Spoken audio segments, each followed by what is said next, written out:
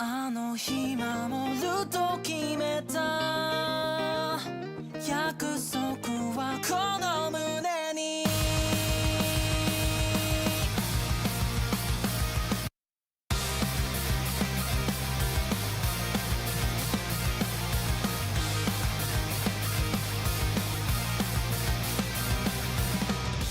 全てを失うことで今救える命があるのなら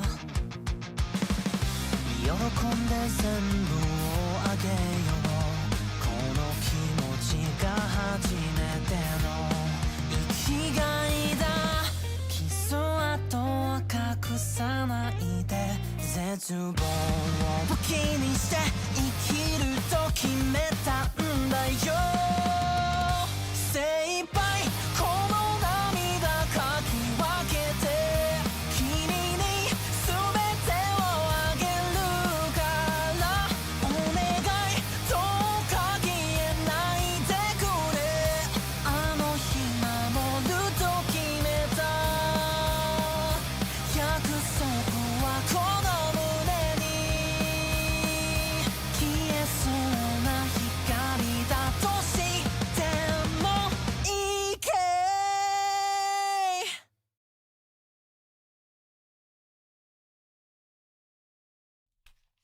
Yeah, this is 1,000,000,000% my fault. It's not low enough of a number. 1,000,000,000% my fault. But we are here. Hey DA and BG. This is an appropriate order for this stream. Why do this stream?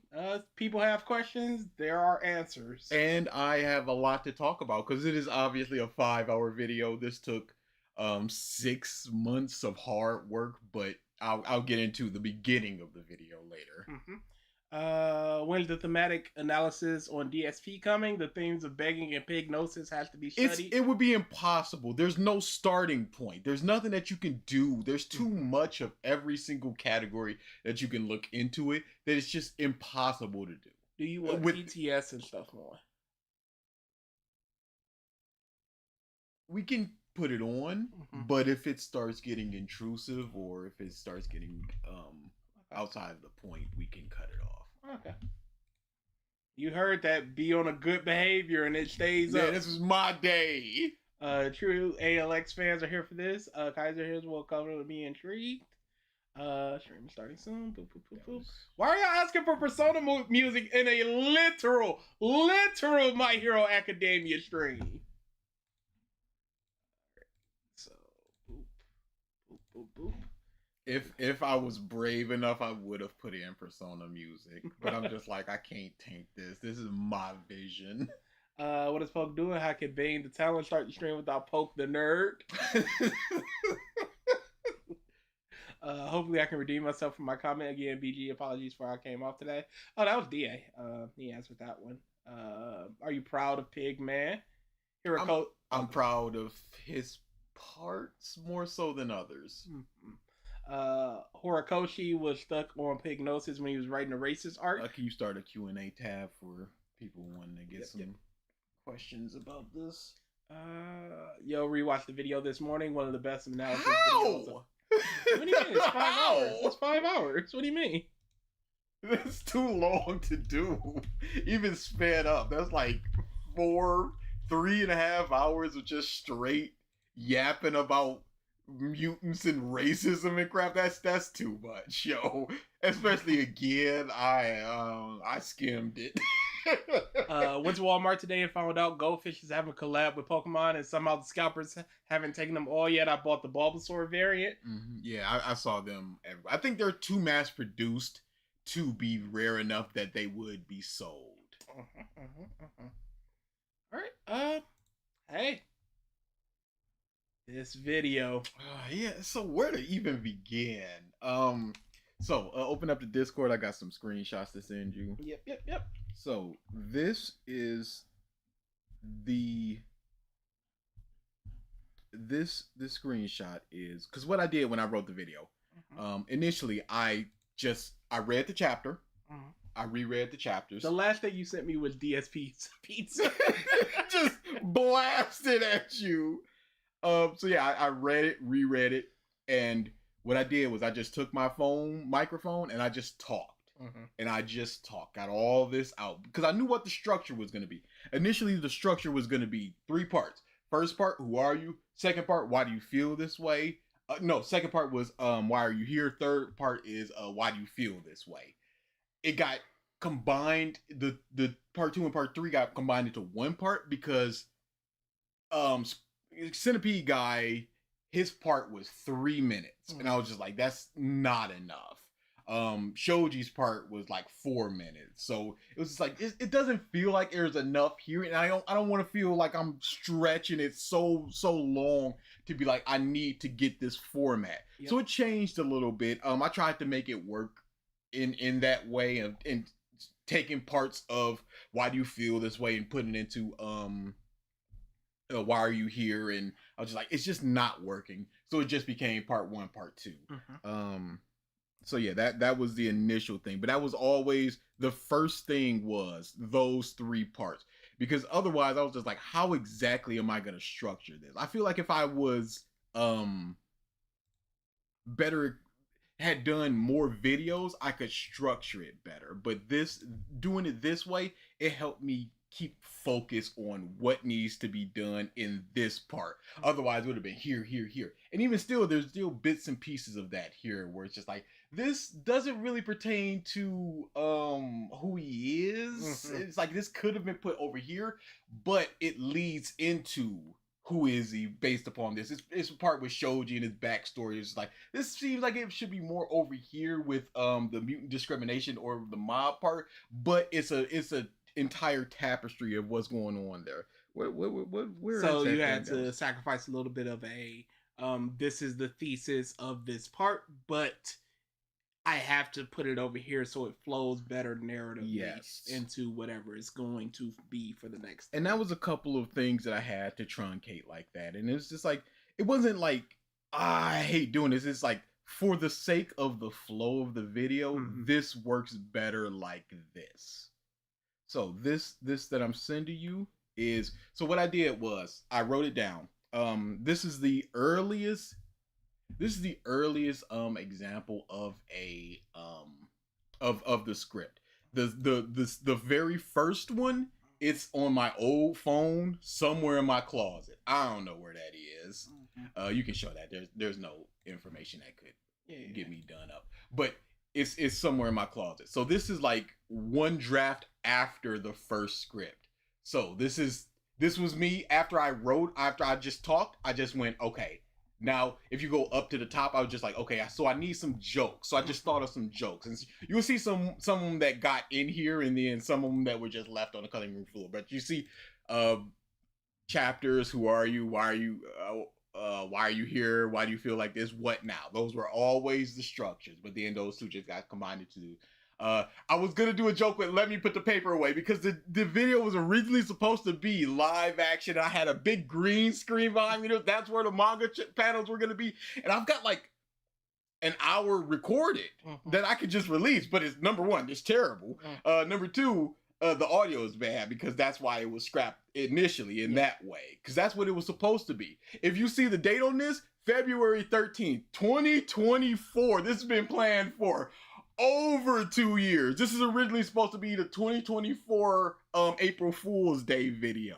This was supposed to be it. This is a little over 6,000 words, if I'm not mistaken. So what this was I took my phone recording and just copied and pasted that, sent it over to my email, and then I worked at the time. I worked at a very high security place that wouldn't let you have Google Drive, OneDrive, Dropbox, anything like that. But they let us open our personal emails, so I just emailed this over to myself so I could work on it, because at that time I was working at between 6 to 2, and between 6 and 8 nobody was calling, so that was just 2 hours of free time for me to just click. So that was just my writing time. So this is what this was doing right here and now. But let me put the paper away. That was supposed to be a joke. You'll find that here. It was at the end of right before the what now section of just like that's not even all my points. That was supposed to be the DSP, and that's not. Let me put the paper away. And I was gonna superimpose myself over that. That was gonna be a joke, and I couldn't. And I'm sad that got cut. Release the live action for the members. It's bad. It's rough. I think they'd enjoy that. It's rough. Same thing, different font. He looks like he could beat me up. I wish I could have added that. Make a statistic. I didn't add that. What I'm about to say is absolutely true. I love that joke. It's like eating an extension cord. That got changed into the chork thing. Mm-hmm. It's like eating an extension cord. I remember I changed that to the chork thing. And I really liked the chork because I was just like, what is a weird food combination? And if you, a couple parts in this place, I would be like, did All For One know that giving Spinner these works? That's not the right word. And I'll say it very quietly. That delivery is basically aped off of one of my favorite deliveries from Internet Historian. He had a Fallout 4 video, and his delivery of Fallout 76 pant, singular. It always kills me. So I just aped off that several times. So that short shirt, where I was just like, short shirt, that was my initial response because I was just scrolling down because I'm just like, who the fuck buy a short shirt? Wishing energy, thoughts, and prayers. That was just when I was just like, up here was just like thoughts where I was just like, I need to just put this over here so I don't forget it. Because of the implications, never got to put that in. I didn't want to force jokes in. I just want them to be like, okay, this is where this joke could be. He looks like an inverse Benjamin Button. He looks like he's aging inside out. I was just like, that's a good line. I'm glad I got to put that in. Emotional moment. So this is just scatterbrain. Is racism centralized to Japan? Could Grape Rush just reach all my... This is just like, I need to just put this off to the side, and then once I rewrite it, I'll rewrite this and then put it all over here when I need to. So this was just the very, very first script. So if you just scroll down, you'll see like certain things that are there where it's just like, they're here, but they're not as fleshed out. They go down, because I think Pigman, this is just like, it's basically it. That's it for Pigman. I think he had like 2 paragraphs in the beginning. The whole thing with Pigman was, I was just like, okay, so for the longest time, it didn't have that first section where it was just like, he's here for the slow Joe in the back row to explain the themes and such to the audience. And I purposely didn't say themes other than themes and such, because I wanted to put that all the way over to the end, just so people wouldn't be like, but themes. But that was one of my favorite parts once I realized what I was doing. But that part, his part was very short, and I was just like, it's the basically what the video is about. So I need to lengthen this. And that was the first time where I was just like, looking through the script, I was like, this part needs to be lengthened more than anything. So was one of my sessions, which is like, lengthen this part to explain properly character stuff. And then it got shortened quite a lot because I was like, okay, I'm going too far on the character stuff, because I had a lot of examples with Miracle. I went farther into the 2 best friends thing. I was just like, okay, good, but just like, let's start cutting some stuff. The Nedre part with the Pigman stuff of just like, oh, she didn't get this moment, put it over here and give it to other people. That's where I had an example with Miracle and how she got little moments where it didn't have a whole lot of time. So things like that, I was just like, boom, boom, boom. Structure things like that. So the next thing I'm gonna send you. Oh boy, no. Let me talk about the script writing. It was actually pretty easy. Oh, and there's actually a question about that. How many rewrites did it take? That question is a very difficult question to ask, because it started on... let me show this. I don't know if you can open this. I don't know how Google Drives and things work. Let's see if you'll be able to see this, because this is the... As long as your privacy is whoever has the link, as opposed to... I don't know if it is. But this is the poop. It exceeds the Oh, the upload thing. Yeah. Can I just link it to you? That should work. But this is the final draft, and even within the final draft, you'll see that things are cut out because I'm just like,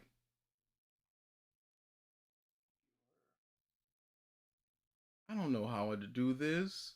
You should get an email for whatever that Google Drive is attached to. Yep.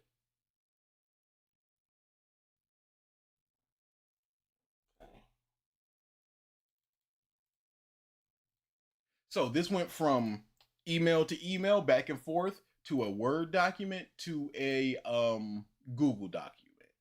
Oh, I'm in a different account. The state of you. Yeah, I'm just gonna do it again. I'm not gonna go through all that. I'm not gonna go through all that. So I started off in, like I said, February 2024. I realized I wasn't gonna hit this April Fool, so I just went, all right, table it, put it off to the side. The next year, I went back, did it again. Went, that not gonna happen. And then once December came up, that's when I was just like, I'm boots to the ground. Hit that little next to the Compros logo up there to the right, two icons, one more right there. Show all comments. So these are all my comments off to the side. So if you go down, you'll see right where down. These are all April's. There's no more? Yeah, I only see April's. Yeah, because there should be more. Because there should be some from February's. Resolved. Oh my goodness. This is crazy. I should have just signed in myself. But this went all the way back from February because that was when I just sat down and really started writing it. And yeah.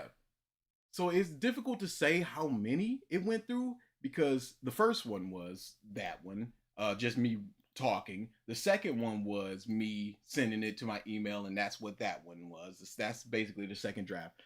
Third one, I have one more that I sent back and forth where I cleared up a lot of things, and that's when I was starting to record. I'm like, this ain't gonna happen, so just scrap it till next year. And then the one that I started in February, that was a whole nother draft. And then I finished that early March.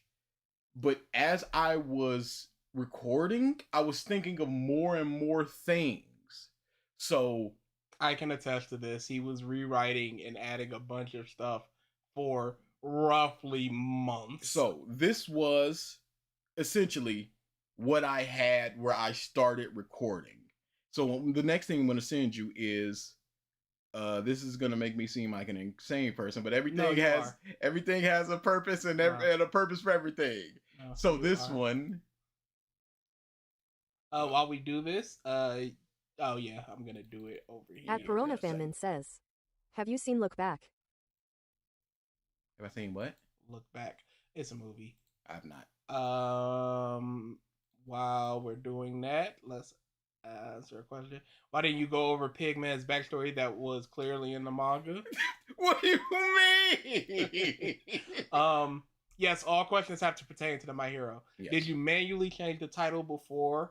Because I saw a couple different. That's the YouTube ABC testing thing. You put in 3 different thumbnails, 3 different titles, and they pick the best one for the best person. It's been yeah. So this is all of the things off to the side because I was just like, I need to just write down things off to the side that will not interfere with my proper script. So go up.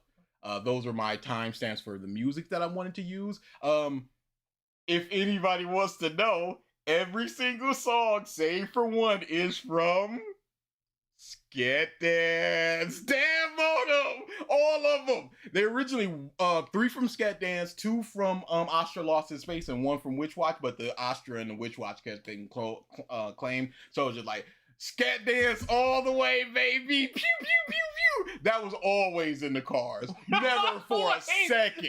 Always in the car. Never for a second. Frame 1, always those songs. Never for a second it was going to be anything else. So that's just the intro parts. Mm-hmm.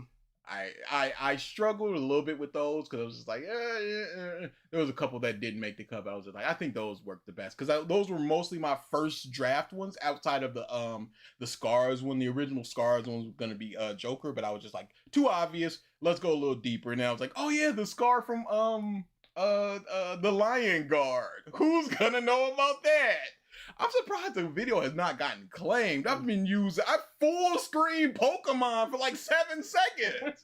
Get me, come on. So this is just off to the side where I was just like, there's a part where, hey, Deku moved past. Oh, I might not just put that there because I was just like, I need to remember where that is. Go down.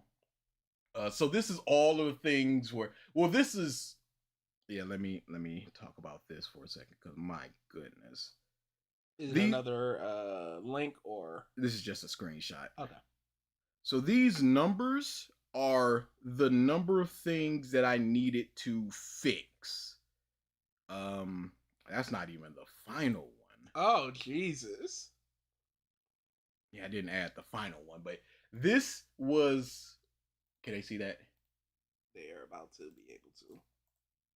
That's the correct order. Victory Great Mom, big ups. So this was the number of things that I needed to fix, not even including that chunk near the middle that is just, this is the picture that I took right before I finished this chunk in the middle. But this is all the things that I need to fix. So this is all the slip ups, all the things where there's a dog barking in the background, all the things where I was just like, hey, add a subtitle, add a better transition.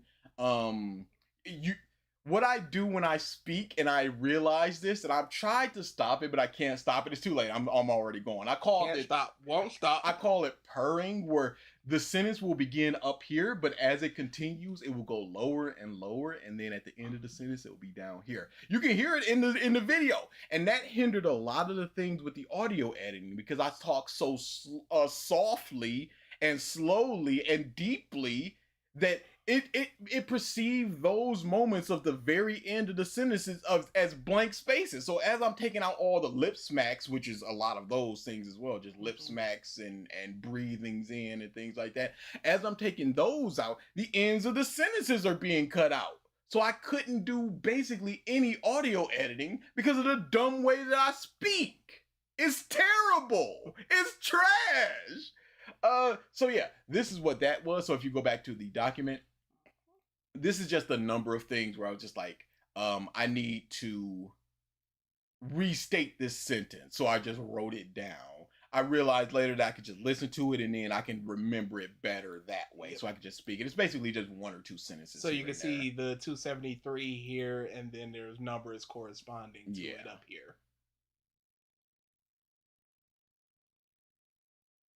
Yeah, complete lip smacking at the beginning of sentences, just because your mouth opens and so long as and that was a big part of the videos where I needed to find my voice because I have 30 hours, not 30 hours, it's a little over 20 hours of recordings. This is just recordings of me completely screwing up, just completely. What my first recording was, I recorded it all of it, laid it down.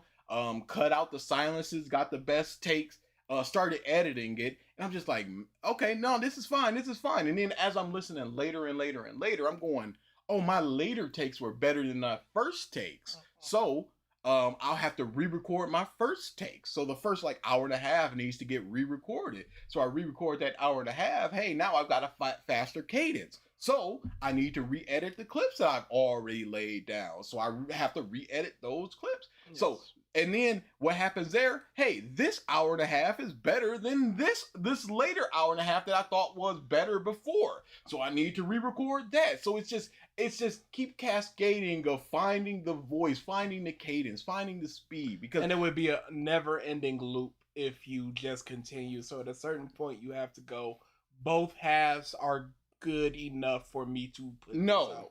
Still no? No, I recorded it all. Oh, you're insane! I recorded it all. You're an insane person! Every single line. You're insane! One more time.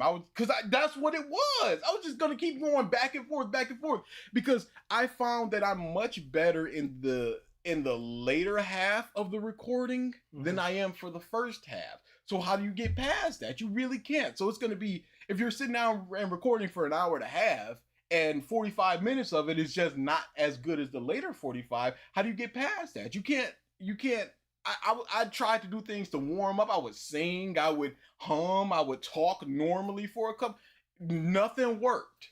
So what did I do? I recorded that hour and a half, took that 45 minutes of good takes. Hey, that's my 45 minutes. Recorded an hour and a half again. Hey, that's my 45 minutes. I couldn't get it right. Near the end, I started to get the tone, because though all of those re-recordings that you see, I found the tone to speak with, so I was able to just sort of mush the cuts together in a way that seemed seamless. So I was just like, okay, so this is my YouTuber speaking voice. Mm-hmm. Not exactly this voice, because I can't speak like this for 4 hours. You have before. Not like this. Because this, combined with the reading, combined with the emphasis in certain places that it needs to be, combined with me sitting down and re-listening. A lot of the stuff we do is just kind of yelling. There's no, hey, we need to put emphasis on this particular word, because I want people to understand that this is the point of this sentence. It's just all one loud exclamation point. And a stream of conscious is way, way different than just, I need to, if I don't say these words, the points will not get hit. So if I mess up a word, that line got to be re-recorded. So whatever I say right now, right here and now, hey, whatever, it goes out, it's fine. If I'm recording and I mess up something, or I don't get the line perfectly as I see it, that's a problem. Now, sometimes it does get a little bit changed in some small ways, and that's like, okay, that's cool. That helps it a little bit, because sometimes I stumble a little bit. There's certain words and I'm just like, I got no grasp on this word. Believe kept coming out as believe with the V at the end. So there were certain words that I was just like, okay, so I can't say this in the way that I can to make it flow like that. Otherwise, there would just be a stop here. Like certain words, sentences that started with too many B's, V's, it just sort of all mushed together in this kind of way. So I was just like, okay, so I know my limits. I just got to change this up a little bit. And that's fine. So long as the spirit is there, the wording a little bit can change. So long as I don't mess anything up too much like that. But this is all what that was. This was a nightmare in and of itself, because all the clips are laid down. If I was a worse person, it goes out. But I'm just like, I can't put this out. Not because this video is for me. Yeah. Just to feel like I can actually do this. So for me to be like, I'm putting out something that I'm not proud of. If I sit down and listen to this 5 years later, I'm just like, why am I speaking? Why did I slur that line? If nothing else, 5 years from now, you'll understand that this was your first video, and you'll be fine with, I could have done better. Same thing with the AMV editing. Your first video, you're like, ugh, but then at the time, you're like, this is good work. But this is almost, at the end of it, it was almost 400 instances of things that I needed to fix. And I simply could not ignore those things. So go back to the document. Before that, what is the editing software you use? Sony Vegas 21. I got that in a Humble Bundle for like $35. Legitimately the same what I use. You know what? I'll go legal this time. Yep, you know same what I did. Go legal. Same thing I did. Yeah, They did some really cool stuff with like recent ones, and I'm just waiting on the next Humble Bundle. Yeah, no. Because I'm not upgrading for $150. Sorry. I saw that went cool. The more technical question, what editing software? Yeah. What do you something you wish you could have done for the editing? There's a couple of things. There's a part where I talk about all the league members, and I just go, Shigaraki needs to touch somebody with all 5 fingers. Toga can't use the quirk of people that they transform into. And then I go, and compress. Compress is fine. What I wanted to do, because he had a frowny face mask, what I wanted to do was just invert that into a smiley face mask. But he also had like frowny face lines on his eyes to indicate sadness. So I'm just like, okay, so can I just flip those over? It just didn't look right. And I wish I could have. That was one of the things where I just went, if I had like more time, because there's a lot of things I learned with Sony Vegas, being an editor for all this time. There's still things that I learned with Sony Vegas. Yes. But it's just like with Photoshop, I am a base person. I can make thumbnails and things like that. I can mask things out pretty well, but color coding and replacement and things like that, I simply don't. I can't do that. I can do it if I look it up, but I just don't have the time, so I'm just not gonna do that. Couple things I learned in Vegas. Can I steal the mouse for a second? Yep. And this was one of the things that saved my life, because like I said, I needed to, Jesus Christ, what is this motion? So I needed to. They need to actually be able to see this. Oh, yeah. Give me a second. Y'all will see this in a minute. So, like I said, all those things needed to be changed, like 300 instances. So sometimes the take will be a little bit faster or slower or what have you. So everything needs to be moved.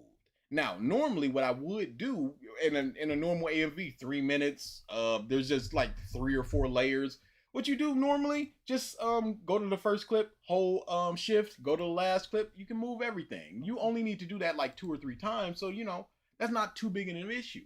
But I need to do that over 300 times. So I'm like, once I realized that, I was like, okay, there has to be a better way. And I'm very happy that I found the better way, because otherwise I still would have been working on the video if I just gone all those times. now you can. Okay. So you got this clip here, and let's say this clip is way over here, and everything past this clip needs to be moved. Everything past this clip needs to be moved, and I need to keep this clip here. So thankfully, there's a way down here. Move all affected tracks, buses, and markers. You click that. You click that. If you move this, it didn't work. Oh, because it's not a marker and all of that stuff. But it would work if you had marked them. That's one marker. Add another marker. No, there it is. Wrong one. Oh. That one was for when I needed to move the tracks and things. Yeah. That was a different one. But yeah, this moves everything. Everything past the thing that you're moving. Not the things before, thank goodness. So this saved my life so many times. So I could just go boom, boom, boom, boom, boom, move. Otherwise, I'd have been sitting there just stuck. So things like that, small editing things, I think it's a good time to bring up the I don't think you'll be able to see it though, because there's a limit to the size. Because the background is a good time to talk about the background. I mean, if you upload it to something like Google Drive and then share that image or any image. I didn't even upload it. So vamp with the people for a second. I gotta upload that because I need to talk about the backgrounds. Would you say you're a perfectionist?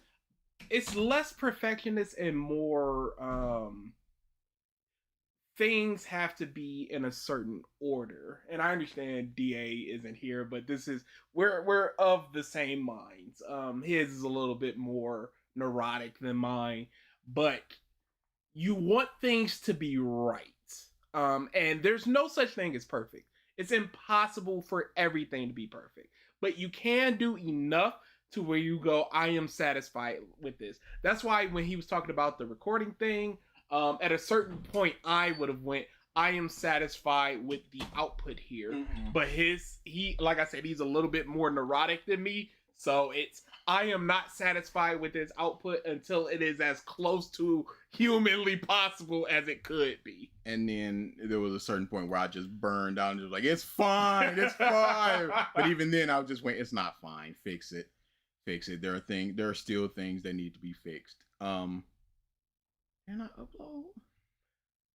Did you expect this video to do well and become your currently second most viewed video and on track to be the first one? Literally did not care. Yep. Like I said, I asked him what he would feel like if this video did like 30 views, and he said he did not care. This was purely for me. Y'all really think we be playing when we say we do these things for us? It was a lot of fun because there's no way that I could even recoup what was spent on the video between the background, the debt, and with the debt DA avatar. I just went, hey yo, debt, I need a superhero. Keep this discreet. Go for it. He was just like, what color? It was like, figure it out. Luckily, the colors kind of match shoji. Yes. And I thought that was on purpose. Actually, no, that was him just going, what about this? Because the other thing that he sent was a strawberry lemonade color of red and yellow, which would be Koda's colors. I'm just like, oh my goodness, this is all. But no, that was completely on accident. He just sent it. I was like, yep, that's good. And so this. If I need permission, you need access for everything. You can just yeah, I need to just switch that. The permissions. I'll do that during a lull or something. Yeah, you're gonna forget. Yeah, you're gonna forget. We're good. So, this was from a video on Fiverr. I saw this because I was just like, what am I gonna do for the background? That was one of the things coming after the writing thing, because I'm a very, hey, I'm doing this now and I'll figure out the things later. Because I was just like, what am I gonna do for a thumbnail? Figure it out later. So in the moment, the title. I'm just writing. And I was like, what am I gonna do for a background? And you look for people who have done this type of avatar in front of a background thing, like Saber Spark. There's a couple of others. There's this chick that did a really long video about every single moment with Orihime and Ichigo versus Rukia and Ichigo. It's just like which one had more moments. And that was a very good video. But it's just this kind of video, talking in front of him. So it's like, what's this gonna be? And I was just like, well, I asked Det to do a superhero, so why don't I be in front of a city? So I looked on Fiverr like, hey, YouTube backgrounds, cartooning. I'm just like, the dude that did this, I'm like, this style it's very stylistic, it's colorful, it's fantastic. I loved it. Instantly fell in love with it. I'm like, please be available. Responded within minutes, like, yeah, we cool. I was like, hey, can you do like a city skate where I'm like standing it on top of a building? Oh yeah, we got you. Anything that you need? I was just like, yeah, just have some birds and some clouds and have it looping. I was like, okay, and then like, okay, cool. And then I just went, how much is it? Blah blah blah. And then like 2 for blah blah blah. I was like, okay. And then in my mind went, okay, so it's going to be part 1, part 2. So part 2 is going to be during the riot. So let's have it be as if a riot has happened. So I went, okay, can I for part 2 get like a riot is going on, fire, smoke, things like that? It was like, yeah, cool. I'm going to send that one. So, while as you can see with this one, it's different from what I had before because the clouds weren't looping. And when I noticed it, it was too late for revisions. So you had to like loop it yourself. So I had to cut out all of the buildings, get a nice screenshot where there's no birds, no clouds, no nothing. And find some clouds and start spamming them mobs. And that's the same thing with this one. I loved the smoke. I loved it, but it didn't loop, and it was too late. But I was just like, I can't have I don't know what to do with this. I can't just have like plumes of smoke. And so I was just like, hey, I went back to him like, hey, do you have just like a screenshot without all the smoke and stuff like that? And it was like, yeah. I was like, and also, can you just like, just on that screenshot, can you just like make it seem like there's some damage around it? Like, yeah, we got you. And they did that for me. So that seemed like it was no animation and things like that. So that was easier than me actually doing an animation. So they were very nice to do that. So those were my 2 parts where I just went, okay, so I'm gonna have to make this work, and I'm gonna send you this of me making it work. This is just a file, so I could just send that. Okay, cool. Thank goodness. So this is the clouds that I did. There was a lot more birds, but them birds Hitchcock were bird pissing me off because they kept coming in and out of the screen. Oh yeah, there's one of the notes I sent to him were just like bird in upper quarter. He's like, how did I miss that bird? How did I miss that cloud? It's the muff and birds. So this is all the clouds that I had. All the down at the bottom was the base for it, and then I had to mask it because the clouds are going behind the city. If I just didn't mask out the actual buildings, they would have gone in front of it. And I'm like, I don't want that. I want them to go behind it. So they all went behind it. Those are, I think I've got 4 different cloud variants where they all just go in different shapes. And I just went, put this cloud here, have it go fast. Put this cloud here, have it go a little bit slower. Put this cloud here. And then I just mixed and matched. And that's what I did. And I also did that for the other one, which I don't have a picture for, but that's fine because you can. It's the same thing. And those green ones are green screens of the birds. What I originally wanted to do was to have superheroes flying around and things like that. Laser blasts going on, things like a battle. But I couldn't find any good enough that would fit me. I found one good Batman and one good Spider-Man swinging, but I couldn't find anything else that I really wanted. So that was one of the things where that's one of the editing things where I went, I wish I could properly do this. But another thing that the end where it's like Deku rocked up on Spinner and Fortnite danced on his misfortune and his dead friend. I green screened it, but his outfit is green. So it looked bad, but I was just like, it's funny that way. Because that last part is more of the jokey tone that I would like to go with my shorter videos. Especially since you've gotten everything out at that point. And that's what my whole point was. If I did that jokey tone throughout, it would lessen a lot of the points. So it's peppered in throughout. But at that point, at the last, now what? It's just like, you're here. This is just the wrap up at this point. So I can be a little more jokey. I can be a little more loose with my examples. Like the mob, hopefully they were all executed and thrown into a mass grave. I didn't need to explain that nothing happened to them because that kind of joke just implies all of that. I didn't need a full 2 minutes like we didn't see anybody have any consequences. It's just like, whatever. It's fine at this point. That I like that last third. I think that's my best in terms of like what I would like to do going forward. No, the strongest is, we're going to talk about what one of my strongest is. Okay. Why did you dedicate so much time to the character design? Because I enjoy talking about it.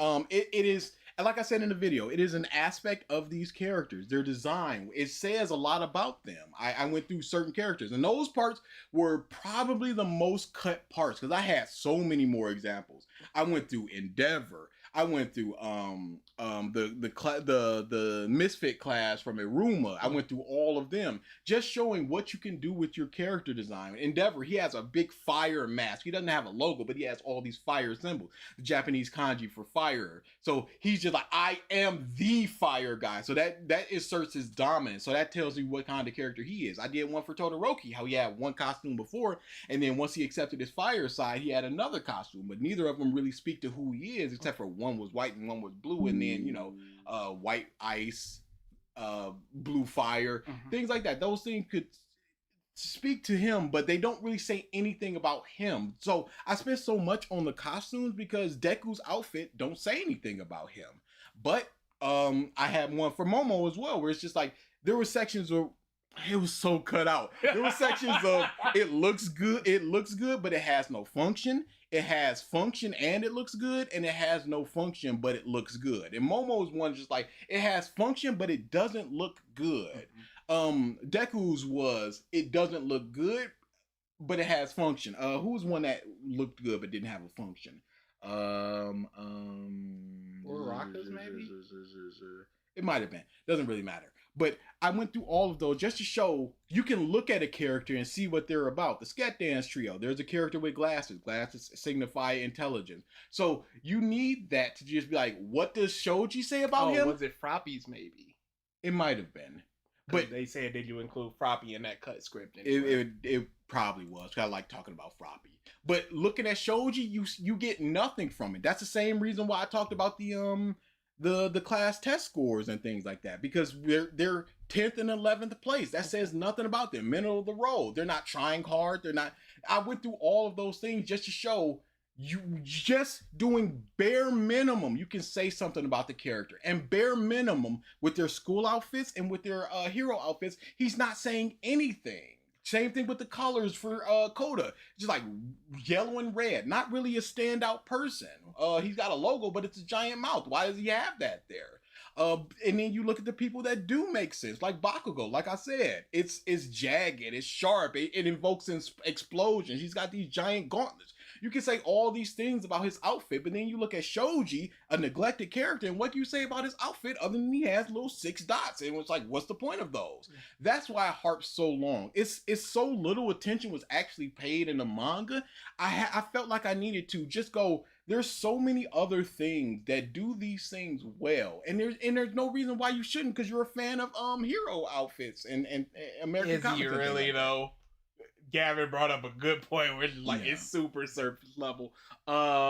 Instead of Shoji, would Tokoyami have worked better given his appearance and even Dark Shadow being a demon? I think so. But I had a section with Tokoyami where he was with Hawks and he got some bird seeds thrown at him. If you look at the actual if you control F seed, it might still be in there.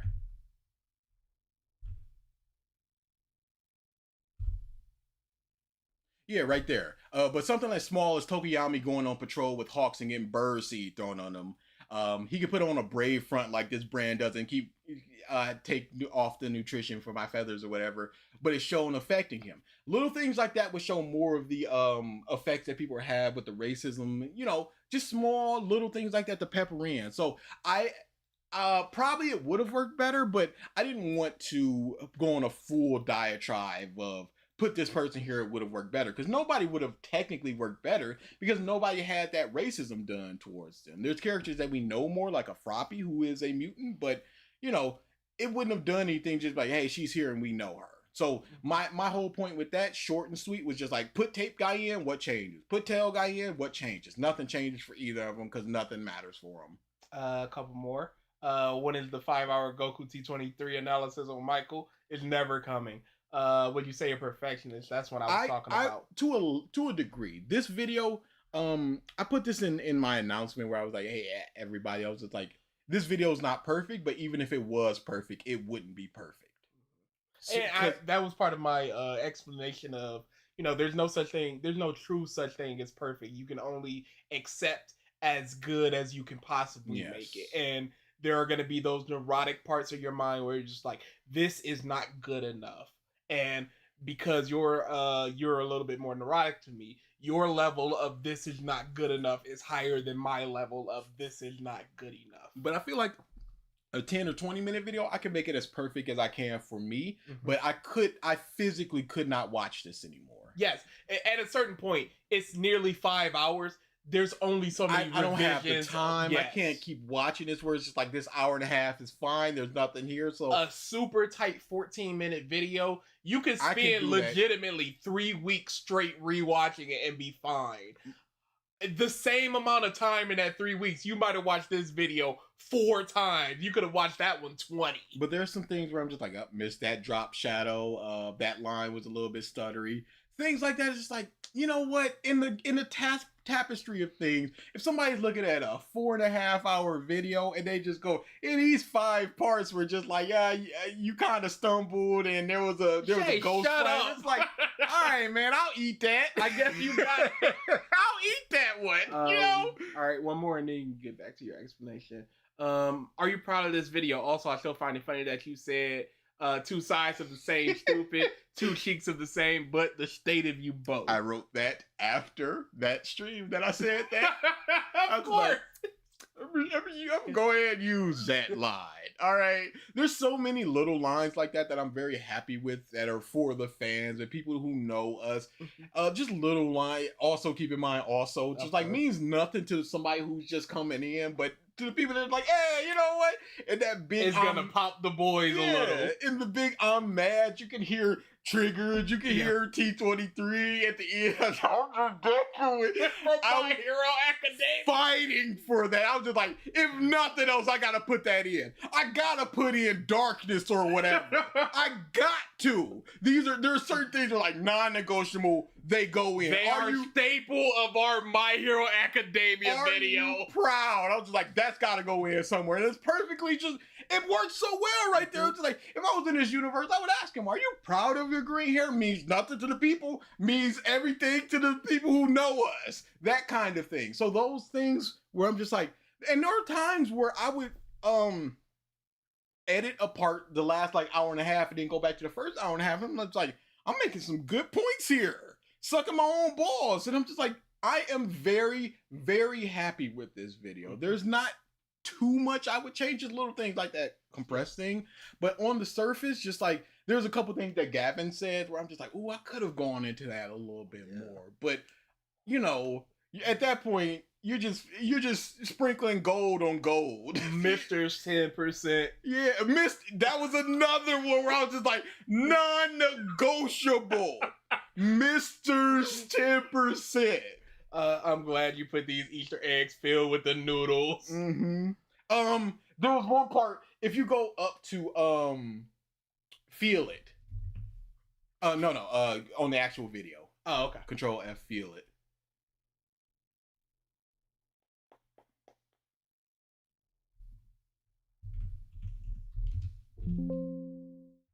Oh, it might be that it's on the next line. Put Wano is under. Right there. And you feel that, yeah. Okay.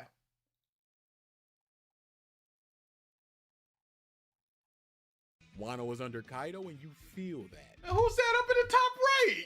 Oh, look at who's that just winking at us? You can feel Yeah, it. boy, our boy is in there. So little things like that. There's so many little things like that where people, you know, they don't watch. You know, they just put on the second screen. I accept that. That's fine. But if you're watching and you know what's up, you know who that is, and you know why he's there. You are rewarding long-time viewers, but you're not hindering first-time viewers. Exactly. So things like that are the things that I'm most proud of, where they're seamlessly put into here. But if you know, you know. That's what I'm super happy about. You want a couple more questions? Yeah, a couple more. Okay. Did BG contribute to your video? Yes, he contributed the colors of Superman's cape, the colors of Hulk's pants, because that was one of the things where I was just like, I can, but I didn't. I did. I refuse. I did those two codas. Mm-hmm. If you look up Hulk, Hulk. Yeah, I think I only talked about Hulk once. But I asked BG, I was like, hey, can you just do this for me? And I asked him multiple times, when do you want this? And it's like, oh, you need it now? He's like, yeah, video's out, video's ready. I'm like, all right. Go. What are you waiting for? I was like, all right. And I like turned it into him an hour later. But yeah, this was BG. The Hulk was BG. He did some watching beforehand, helped me find some things that I wasn't aware of. So I really like what I did with Superman's cape. So when you color adjust sometimes, this was green because you can see this is kind of like greenish, and that's due to the shadow.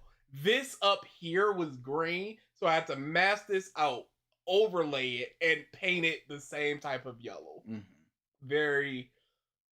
I learned some about Photoshop. Yeah, no, it's crazy. The Spider-Man was the hardest because for Hulk, you can just kind of wand tool this. For Superman, you can kind of wand tool this. But these things on Spider-Man, you cannot wand tool this. So you kind of gotta switch the colors around through a color correction type thing. Can you look up stand out? Stand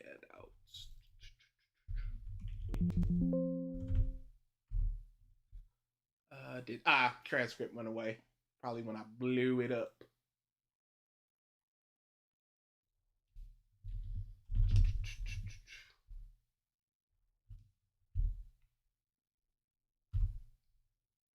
Yep, right there.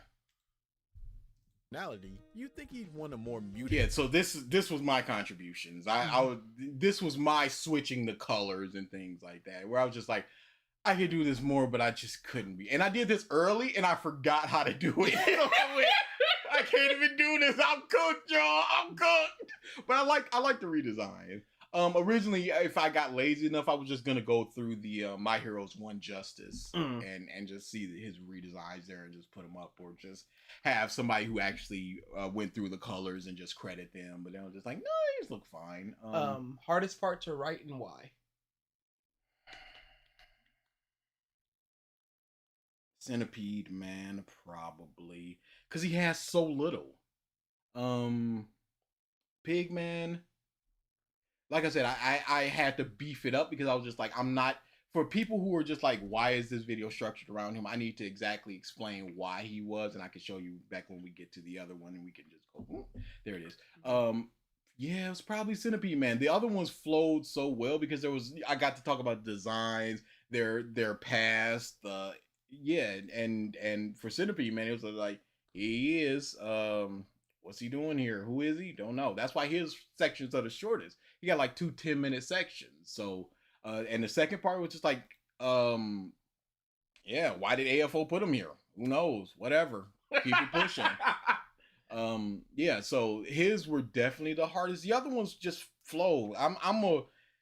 I am a writer, because when I was writing, getting all the things put together, I would just write, and then I would just put notes off the side like, hey, don't forget this, write, and then I write everything, look over it, make sure everything was proper, make sure I got my point out properly, and then move on to the next thing. But it's just complete stream of consciousness writing, and then going back and just go, does this make sense, Sim? Is this going too long? Does it not properly explain? Did I talk about this before?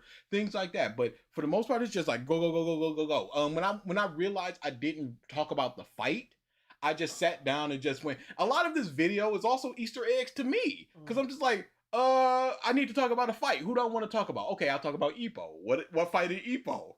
The magician, of course. I'm gonna talk about the magician. So that's just one of those things where I would stop and just go, what about the magician? And I remember the fight. It's like, okay, here was the structure of the fight. Just wrote it all down. Wrote. When I got to that point where I'm just like, I remember this. Let me talk about this. And I just sat down and wrote. Those things were just like first draft, maybe a draft and a half, put it out. Because I was just like, I know what I want to talk about here. This is a single chunk. And then I could just put it in the video, make it transition, get it out there. Okay. It's bang out the question. Do you like Pigman? I heard his voice just yesterday and I hate him. No, there's no point for him. Slight criticism. Did you record the right section and the character section at different points? While I agree with the points you made, it did seem like you repeated some of them. Yeah, there were definitely some parts repeated, but the points that were repeated were more of a springboard to get to another point. Because in the beginning of the Pigman section, I just go, Pigman, as I established. He is a dude that was here before this reason. Now, that's not bad because of this. And then I go off to the actual point. I purposely made it because when I was writing, when I finally got my full script out, the final super draft over there, and then I have a lot more where I actually wrote later. There was another like 10, 20,000 words. But my final super draft, it was just like, okay, so the first thing that I'm going to do, I'm going to go through all of this. Make sure I'm not repeating myself too much, because I did take out quite a lot where I was just like, I'm repeating this. I truncated this. I took this part and put it over here and then combined certain parts. But some things are unavoidable to talk about, like Centipede Man. Spinner directly into Centipede Man. Spinner section, I talk about Spinner being here and AFO putting him here, and it doesn't make sense. And I briefly mentioned that Centipede Man is also here. But then later in Centipede Man section, I go into, hey, Centipede Man is here, AFO put him here, it doesn't make sense because he has no real world influence. And in his earlier section of who he is, I talk about how he doesn't have any real world influence. So it's kind of springboarding all top of each other. The points themselves aren't the same, but they're more of the general character of them, just to get to what I board, and now you're jumping off just to get to what I want to actually talk about. I got to bring this up again. But when I went through the video, when I finally got it all done, I went through the entire script and I just went, do I make my points clear? Every single sentence I sat there, I had very, very low music where I just could only focus on this. And I just went, this sentence, good, this sentence, good. each and every sentence I went through going, is this good?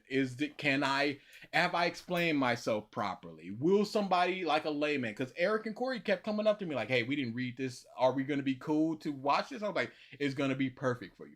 And that synopsis section was put in for people like them. That was one of the last things that I wrote where I was just like, I got to add a little synopsis here just for people that don't remember this. Because it's like, who the cares? So when I bring up Pigman, it's just like, hey, here's Pigman. And people are going to be like, Pigman, chapter 373. Who's going to remember that? So that was for people like them. And it's, I think like 5 minutes. So 5 minutes in a 4-hour, 30-minute video. It's like, that's fine to put in there. It's cool. Oh, yeah, I'm just going to the next question. Yeah, no, but when I was going through this script, every single sentence I just went, is this good? Is this cool? Cool. I did that for the entire for the entirety of the thing, and then I went another go around and just not sentence by sentence, but just point by point, and just went, if I was revisiting this, what could I say? And that's where a good example about how you can hear about the revisitable parts is just hear me say, you could say this, and then I present a counter for the thing that I just said. Now, there are some things that are better implemented in it, actually, where I just address the point, rewrite the point to address the point then and there. But if I couldn't address the point then and there, I would just dismantle the point where it's just like, what would I say about this? Well, I would say, you could say that, blah, blah, blah.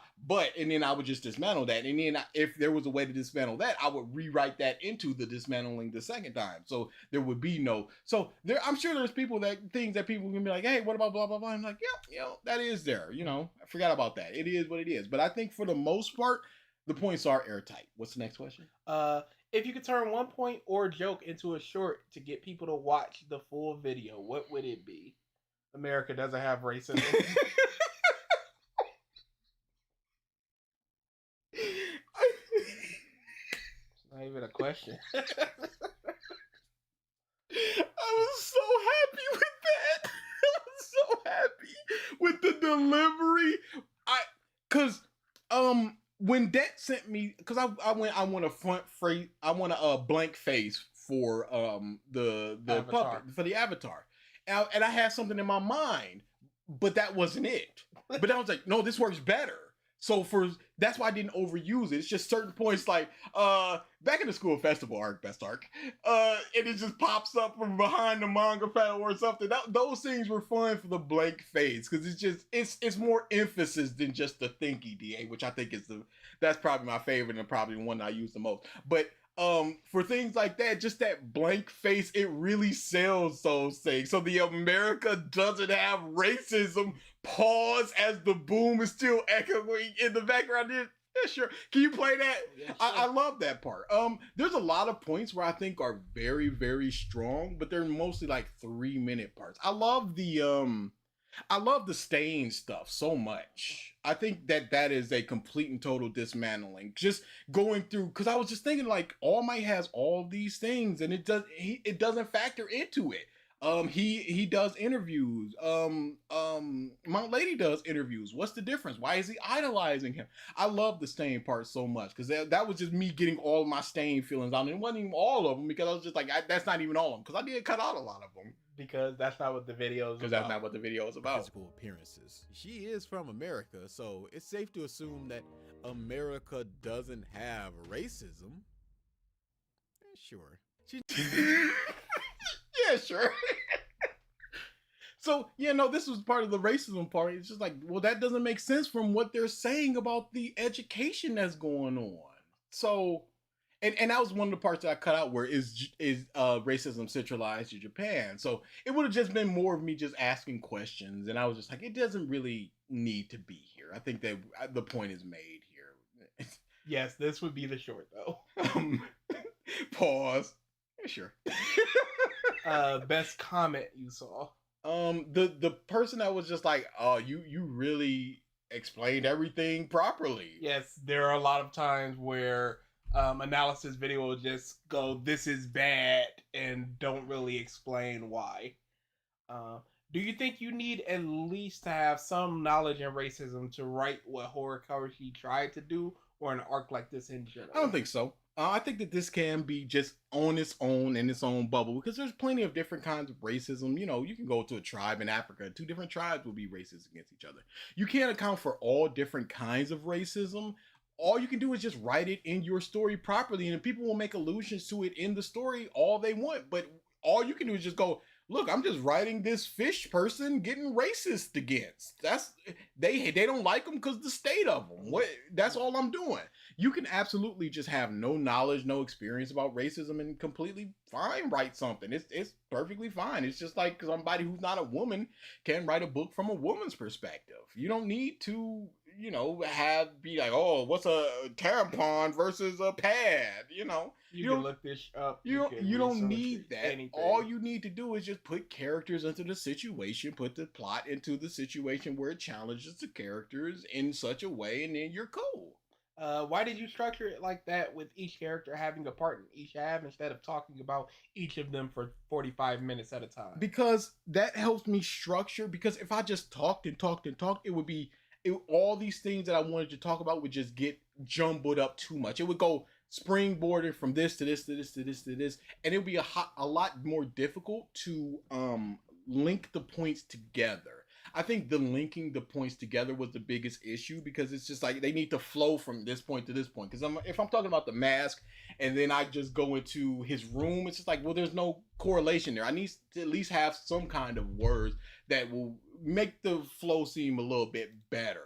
So if I'm talking about this, I need to flow directly into this. So I don't want to be talking about Shoji and then go into Centipede Man for some reason, and then we're off to Centipede Land for 5 minutes, and then we go off to Spinner, and it's just too much. I love this structure because I could just sit here and just go, what is everything about this character here? And other characters bleed into it, but they have to. And they would have bled into it if I just talked about everything as a whole. I think it's better to get all of my thoughts out in this way. And it helps break up the structure of the video where instead of just having a 45-minute chunk of one subject, it's a 45-minute chunk about 3 subjects. So 15 minutes each. Even though that's not the easy structure breakdown of it, but 15 minutes each, move on. It flows better. And then within those, there are small chunks where I talk about Shoji's parents and the rooms and the test scores and Spinner's relationship with the league, things like that. Even within that, it's not purely about that. It's just, you know, the rich tapestry of this character. Because if I just went stream of conscious, right, let me just talk about why they're here and just talk about everybody why they're here all at the same time, I don't think I would have gotten to the Stain thing, which I think really informs his character because he's just following somebody who's ideology isn't fully formed. So that's a big problem from him, not even in the terms of the story is criticizing it and he himself is just like, I need a purpose. It's like, even if you did have a purpose with Stain, you wouldn't have a purpose because his purpose doesn't have a purpose. So those things really needed to happen. I needed to focus on that like that. Worst comment. Your video is trash. I clearly haven't watched it, but this sucks. There was a couple like that. Once you get to the normie territory, it's just like, oh my goodness, the state of you people. I did want to bring up the popularity polls and how you used them throughout the video. Can you expand more on why you did that, and if there's anything else you'd like to add? Yeah, it's just what the people think about these characters. They didn't make an impact. They didn't make it too big of an impact on the audience. The Earthquake dude that was in there for the preliminary licenses, he made an impact and he got to ninth place. If you leave an impact on people, you will get up in the polls for the most part. Yes. General criminal, things like that. But him just consistently being sub 25 in the same tier as Tape Guy and things like that, that says something about what the general public thinks about him. You need more. And obviously, like I said, they're BS. Frankie be up in the 30s and crap like that. I don't think he should be up in the 30s, but the general public, there's a lot of recency bias in those polls. They have a vote. They vote for this person, and you can just see like, hey, what were they doing? Or even with Jiro, that was the purpose of those jokes. Of just like, this little stuff is appreciated by me and the Jump audience. And she moved one spot up after her big speech, and it's like, well, maybe not. it's just a way to get the gauge of the audience and how they're feeling, and just like, hey, here they are in the popularity poll. You see why these people, and I think that ties better into the big hey, Deku's huge. People from America over here, they're all grouped together. So people who are not popular are small, people who are popular big. So it was just one of those things where I just need to talk about in terms of popularity. It's like, here's what the people think about him. And I think it's really elucidating that Coda is in the 90s for one of them, because people don't give a about him. And then when things like Deku's freckles are above certain characters, Shoji in one of them, it's just like joke votes are more than these people, because he's just a design. And that ties into, hey, let me go directly into, let me talk about their designs. What can you say about them face value? When the Sasuke retrieval arc video, we talked about this, Corey. If you had to make a similar video on a different topic, what would be your top 3 choices, plus or minus the third Hokage? BG mentioned the third Hokage. I think I've got one more of these super long videos in me. I think the rest of them are going to be hour and sub. Yes. Do you think Deku would have transformed into a mutant if one of the previous users of All for One was a mutant? That's a good question, actually. Yeah, I'm not sure about that. Because that was the point with the Tokoyami has a bird head, but his quirk isn't bird. Mm-hmm. So what's is it genes? Is it DNA? What's going on? He only here? Transformed when he used his quirk. When he unlocked it. I don't know, because they don't make sense to that. And that was another thing that I was very proud of. That was, again, one of the last things that I wrote, where it's like, what the is a mutant? And I just had to think about that and go through it, and that was my water and all these things. You were drinking water, so pieces depriving me of hydration. I saw you I'm like, okay, I guess I got a water here. What you got that here for? Get you some water in here. The state of you. I drank all the water in there. But yeah, I'm not sure about that. I'm really not sure. Going back to the document. Yep. It was the second document, because my naming scheme is trash. It's just number 2 worst. You might need to go back on one of those. Yep. So start going down. So those are all the rewrites things. So go up. Before we get into so this was, again, all this stuff was not in the original script. This is after the fact. @MF_Curry says, "Hello guys, I have a fun vacation today even if the motel is so small and bad. Anyways, Pigman was right. Deal with it, DA." In ways, he was right. That wasn't a good way to use their anger, but there wasn't a good way to use their anger. So yeah, this was not in the original script. This was added in for people that needed the synopsis. So that's all of the synopsis stuff.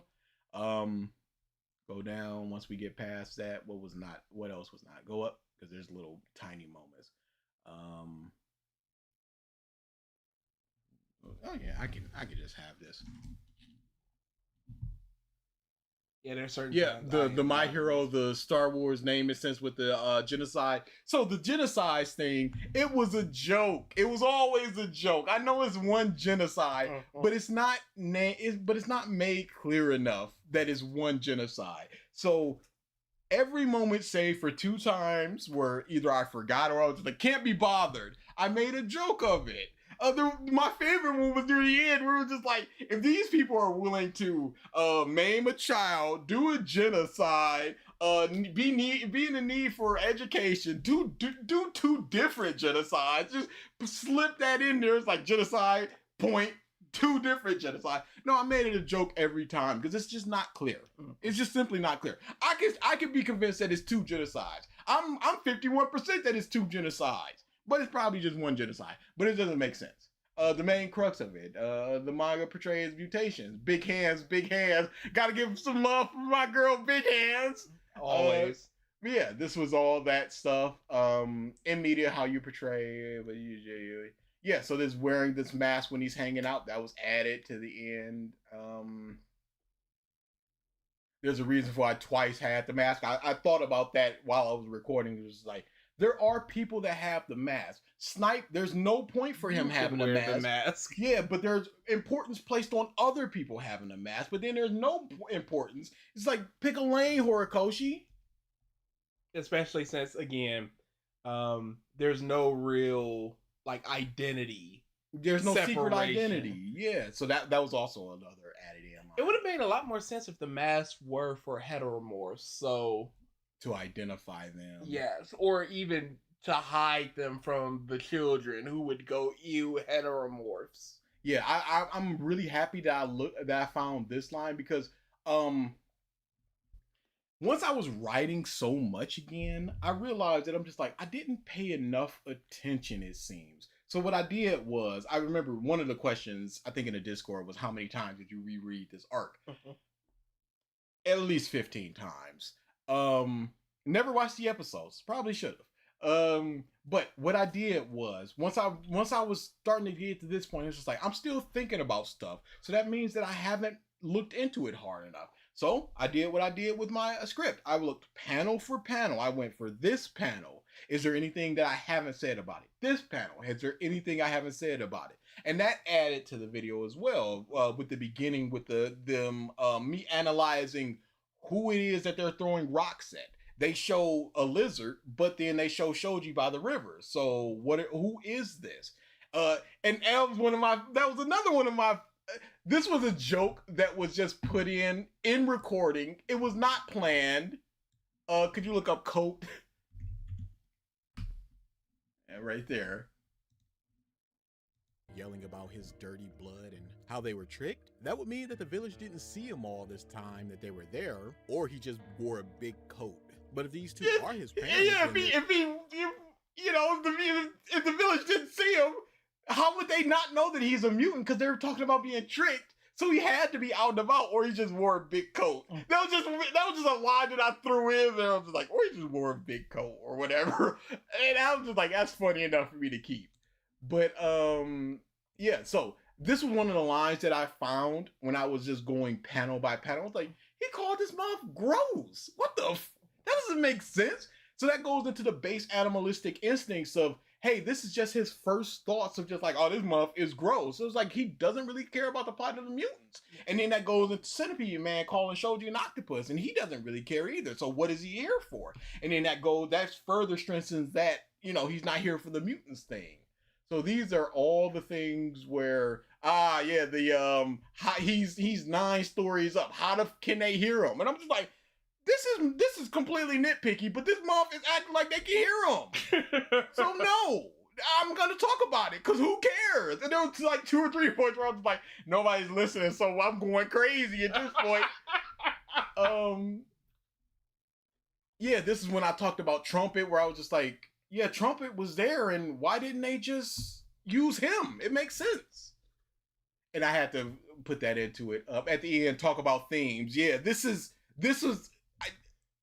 one of the last things that I wrote was just like, I didn't talk about the themes. Mm-hmm. I did not. So I was just like, I need to talk about them. Let's go. So if you got to this point, you talk about, hey, what about the themes? And you think that it's going to make everything better. It don't. It simply don't for all these reasons. Oh, I had a huge argument with some dude in the comment section about the theme of Naruto is overcoming hate and all this. Muffs do not get theme.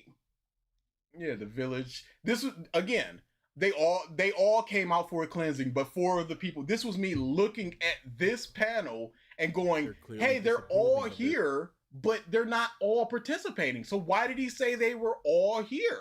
So that's when I started talking and analyzing this particular thing. And this was like a 5-minute section of me analyzing essentially this and what it means. And I'm happy that those things came out of this.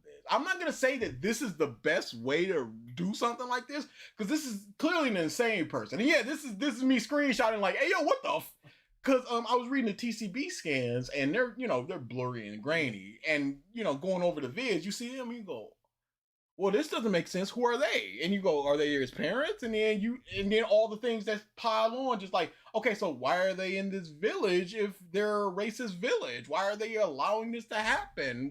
What was the situation where he came back from saving her and he knew he wasn't supposed to touch her? So Did he not go, hey, yo, don't say nothing? You know, not in that way, little girl. Oh, no. And then he done up for something else. Gang Gorka was a top villain. Once the fighting starts, it's not even that interesting. Yeah, this is the last minute stuff. And I think this last minute stuff is some of my strongest stuff. I think it's because it's so focused on, hey, I need to talk about this. Even small parts like this, it's like Mina's room is the same as their costume, mismatched patterns. And I looked at her room, it's like, it's terrible.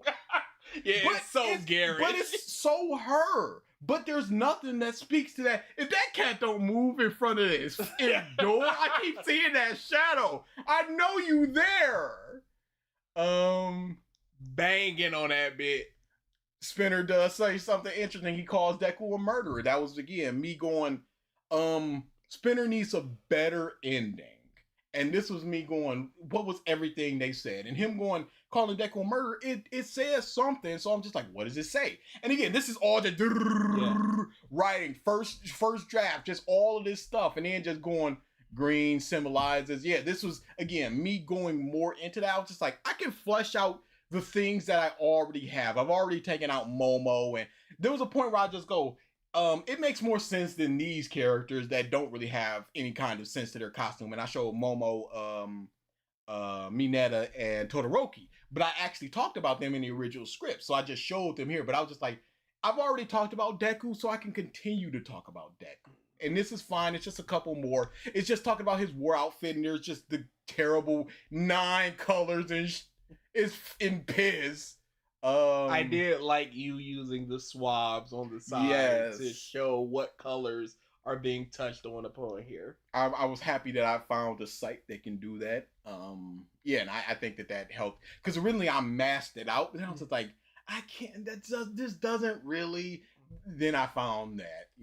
The Aoyama thing.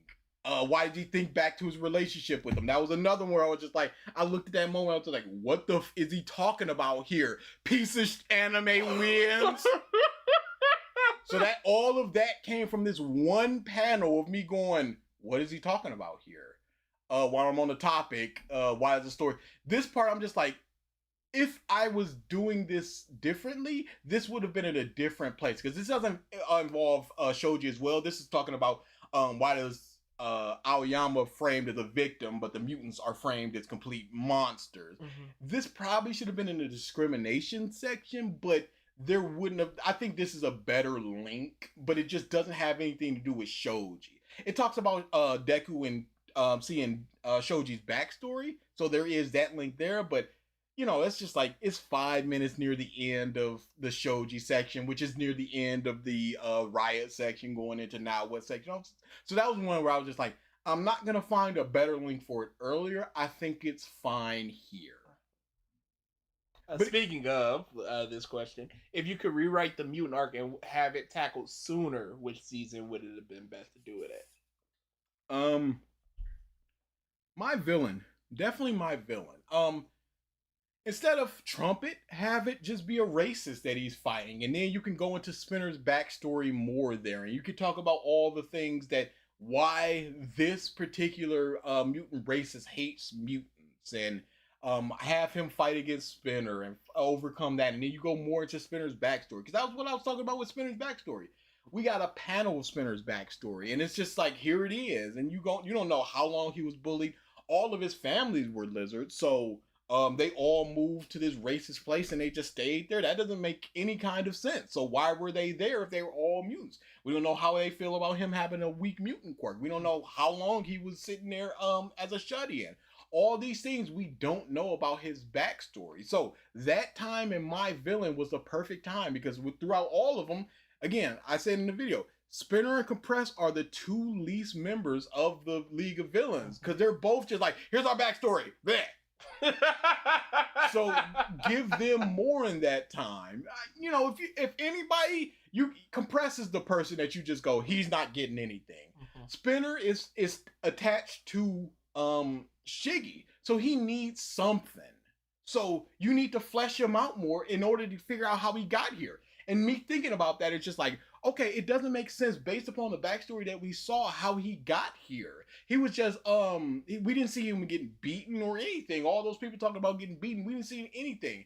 He just locked up and then he was radicalized and then he's okay with murder. We don't see that, and that's a problem. That was again in the second half of the script, which all this stuff I would say is the strongest stuff.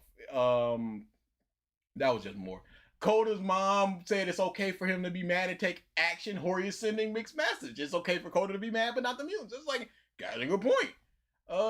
These are just more of good point, me. Good points, me. This was me going, look up if Shoji ever saw Kurigiri's work. If so, he would have a reason to go to the mob. Because that was the whole thing of just like, he never talks about Kurigiri. I looked at that. I was just like, there's no point where he talks about Kurigiri, where he talks about the mission, where he talks about how this is good for the heroes, how he talked about anything. So I'm like, does he know? I don't know if he knows. Are you probably agreeing here? I don't know what these notes are, but there's something else that I wanted to show here. So this was what I did, where I was just like, I need certain things where I know I'm going to talk about. So I just wrote them here for better ease of finding them. Here's Stain Deku, the chapters. I'm like, these are things I'm going to be talking about a lot. So I'm going to need these to go offhand. And there was something that I also did later. But these are I started to do the episodes and I was just like, and yeah, these are just me starting to do the episodes. And I was just like, it will be easier to just go Deku versus Bakugo episode and it comes up. So this was my thought of doing it and I didn't. But going down here, here's a better example of what I did. I don't have it. Good. But when I had all the folders for the chapters, they were all in volumes. And what I did was just like volume 9 to 99, End of All Might and Rooms, provisional license was here. Because in the beginning, that was my biggest thing, finding clips. Like halfway through editing, I got better at just going, okay, 370 through 373, that's what the mutant stuff is. 220, that's when Spinners first started talking about I was discriminated against this stuff. I started being easier. It started being easier for me to go right to there and there and there and know where they were. But this was just to help me in terms of the things I didn't know. Because I'm like, when was because I know I talked about Sun Eater and Red Riot, so like, where was this? So I put this in there just so I know this is the folder that I need to look in, and that saved me a lot of time. There was a lot of things that saved me a lot of time that I'm happy that I figured it out. So yeah, the top was the near final things that I wrote. These were near the final. These near the bottom were just like, these are the things that I wrote like before the final one. So this is where the pig man is here for Slow Joe in the back row to understand all these things. Because I'm thinking, this is where I need to properly explain. And this is just another one of those things where none of this was in the original script. None of this was in the original script. I think none of the test stuff was in the original script. Things to do. This was my list of things to do. Make a background. This one I was just starting off like, I don't know what the background is. Get the wiki screenshots, anime, Rokudo's bad girl. Yeah, all these things, which is like in the beginning. Yeah, these were the things where I was just like, okay, here are the expressions that I want from that. Again, this is all this script this particular doc kind of mutated. It used to just be this, and then it started being all the things that were not properly in the script. And this was blah blah blah, all the things. And this was, I don't know what all this is. I probably shouldn't be scrolling. I don't know what's in this. Yeah, these are just all the small little things that I need to talk about. So that was my writing process with that. Yeah, those are both of my documents. They're crazy stream of conscious, but they're good for me because I know where everything is. Yes. And if you ask me, hey yo, DA, what's the point of this being highlighted in black with white? It was like that, and then I couldn't figure out how to do it, and then I did figure out, and then I was just like, I like it. Okay. And that's literally all it was. If you had to cut something from the final version, what would you cut? America doesn't have racism.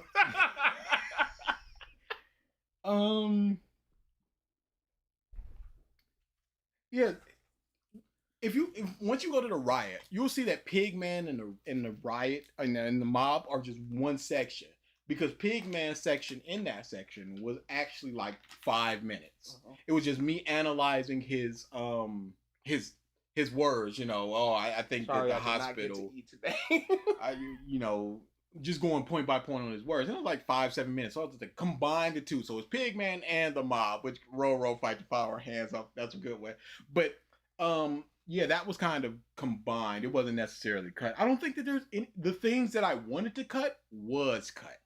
Let's go back to this original script. There were like little jokes and things. Could you look up phone? No, look up Woody Allen. Yeah, so this section. So loud. Yeah, so and change. It's misplaced anger. So let's just imagine. So this whole section was just essentially a joke, but it plays into it. It's just like, hey, it's misplaced anger. You wouldn't riot over to a movie set wanting equal rights. You would do it in a proper place. But the mutants aren't doing it in a proper place, and that's the problem. So this was cut because I was just like, it doesn't really need the analogy, so it's fine. The Tokoyami thing was cut because I was just like, it's just running a little long. We got it. There were certain things where the things that were cut were mostly, we got it. We got it. Just come on, let's go. I got it. We got it. We all got it. I don't need another example. I don't need another analogy. I don't need another character. Looking at another character in relation to them. We got it. It's fine. And there's still things like that in the actual video. But though I think this is kind of weak. I would rewrite this. It's got a funny joke of just like, this is another one of those video phones. Because they did have video phones back there. But it was a joke. It was a big joke. And I was just like, goes a little long. Couple waters, please. Thank you. Couple waters for the boys. Yes, couple waters for the boys. The cat. The cat, Chris. Yeah. That mom ran in. And it's gonna do that. It's gonna be there. All right. It's going to be there. Yeah. All right. Thank you. Yeah, it always is in my room. But yeah, I have a lot of electronics. But yeah, those things were cut. And like I said, there are things like that, but I think that they're strong enough to survive. This was not strong enough in this version. I could probably rewrite it to be stronger and to fit better, but I don't think it was strong enough in this version to keep. So it's just things like that. There's probably 5 things that I can think of in this script that are just like good, but not good enough to keep because we got the point, or it's just like, belaboring the point. How much better would it have been if CDP Man was actually Coda's dad? It would have been cheesy, but it would have given him a reason to be there. Because there's just no word on his dad. And that was just a little joke with Deku's dad coming up in the background where I was just like, I'm essentially, it was just me going, I'm talking about Deku's dad here. No rewriting needed. It was just me, and then it was like, no, not you. Yeah, that kind of thing. Be cheesy, but, whatever, it'd be fine. What would your response be for rebuttals? Like, yeah, that's the point. Spinner wasn't about that mutant stuff. He just wanted attention, because I could see someone trying to weasel their way into justifying this. I addressed that. It doesn't make sense either way, and there's better ways that can do it. With the frog poison thing, he quotes it in, and Shoji lambasts him, going, "You're only doing this for the attention." So then he has to choose Shiggy or the stain path, and that's when he gets the choice. That would have been better instead of just going, "Yeah, it's the point. He's dumb." Yeah, no, it's bad. So there are a couple things that I wrote down that I wanted to talk about. Just some things. Couple people brought this up, which I'm glad that they were paying attention to. But every now and again, I just censored butts. Yes. Why? It was just to keep myself sane. It was. You gotta do fun stuff like that. Because if I'm editing this part in 1 week, and then I'm editing another part in a whole nother week, and then I have to go back to that original part, and it's 2 weeks later, and I'm just looking up, just go, and I just laugh because it's just like, I censored that butt, and it was funny. And that's all that was. And I'm happy. And I'm just like, that was one of those things where I'm just like, I'll take it out later. Then, much like the very beginning, where there are certain things where I'm just like, I could fix this, but I've watched this so much that I'm used to it. When is the thematic analysis of Pigman coming? This line right here, this is not the original line from the actual episode. Because the original line from the actual episode was very blown out. The microphone was blown out. So I was just like, dang, I gotta try to do some audio processing on it or something, or I gotta figure out some Audacity thing to make it better. And I was like, or just re-record it, stupid. And I just re-recorded it. But this, I was gonna change this because it's just like a green and this was placeholder. And then I watched it so many times, I'm like, I'm used to it. This is just what it is now. I think it looks fine enough. I don't think that there's any issue with this. If this was improved, it would be improved like 1.5 points. And you know, this is mine, so I want it, so I like it. So the butt stings, my favorite butt. I don't know when it was, but it's just Dobby's burnt body, and it's just his butt sister. And I laughed so hard when I saw that. Whatever, it's fine. It's weird. It's cool. There were 3 or 4, 6, 7 jokes. The hand things, pause for the meme. But the anime just had to make something up, and she's just doing 6, 7. That took too long to do because I had to mask out the background. I had to mask out each individual hand. I'm just like, I'm taking too much time for this. This is a 2-second shot. Nobody's gonna talk about this. Hey, get from over there. You're gonna turn off the computer. Oh my God, Mister's 10%. This was something.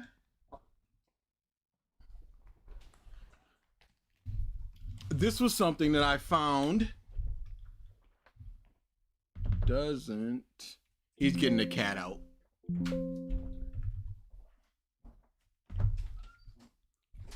Was that McChicken or Sasuke? You know who it was. Why would you ask that? So this line, I always wanted to do something like this, something stupid like this, where it's just, oh, the editing is, power doesn't corrupt, it reveals Bum Farto, an actual name. No way. I looked up funny names, and I wanted a huge long name that just went across the screen and scrolled, but I just saw Bum Farto, and I laughed so hard. I went, Bum Farto, congratulations. You the mug that did this quote. He didn't. He didn't. But he exists, and he's out there, or he died or something, whatever. He's in our hearts. The lightning round, where I just go, well, I'll make a logo? Who knows? I had originally made a logo. It was not a good logo. So when I re-recorded that, in my mind, I just went, this isn't a good logo. So I went, will I make a logo? Who knows? And then just went, no. So the second time with Coda, where I just go, lightning round with a totally awesome logo. And it's just a blank screen. I'm just like, I'm not going to put in a logo here. I enjoyed that. There's a couple, especially early with the popularity polls, where I just, instead of tape guy's name and tail guy's name, I just put tape guy and tail guy. I was going to do that throughout the video, but I just went, I show this shot of Class 1A so much, and I do the colors so much, it'd be too much to actually do. So I'm not even going to bother doing that. Could you look up confetti? Because this is another one of, not everything in the video was planned. I am gonna butcher that. Oh, nope, I got it. So this line was originally due to a motivation that we only just got near the end of the series, and it doesn't really inform his actions. Confetti. So, Shoji. So originally it was just supposed to be the confetti sound, and that was me saying confetti was to remind me to put confetti here, but me blankly saying confetti was so much better than the actual sound that I just went, that's going in. And those types of things I love. Let's see, the music, I talked about that. The recording process, I talked about that. The background, I talked about that. The end, I talked about that. The genocides. Favorite parts. The awakening part. Coda, I think his parts are probably the two best. If you look at the part for combined people, I think his parts are the best with the hey, how would he feel about being in a class full of monsters and the awakening? The awakening section is so strong to me because I actually had to sit there and just go, okay, who awakened? How did they awaken? How does this apply to Coda? It doesn't. And then you just go, okay, maybe it's again that's the revisiting thing of, hey, maybe it's an emotional response. Okay, so why is it rare then? So then that doesn't make sense. And then that just adds further questions. So that part, I'm just like, just going deep into that awakening stuff and then just going, Black Clover. We know why it happens too much, but whatever. One Piece, it happens, but it's not great there either. And then the whataboutism stuff. Love that awakening section. Like I said, the end section, just going through all the each character showed you just like, doesn't matter. He's number 9. Why? How? Doesn't matter. All that stuff. That was some good stuff that I thought about there. The designs, again, like I said, super favorite part. Love that stuff. Wish it could have been longer. Eric is screaming for pure design. He wants it bad. Both of them moms are just like, I never noticed that there weren't even logos. I'm like, yeah, it's bad, isn't it? There's just no marketing. And just that, could you look up penis?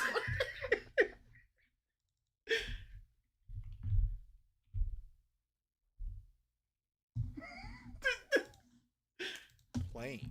Yeah, because his costume is trash, and it's just like, what does it mean? His tail? But if you flip that around, it looks like a penis.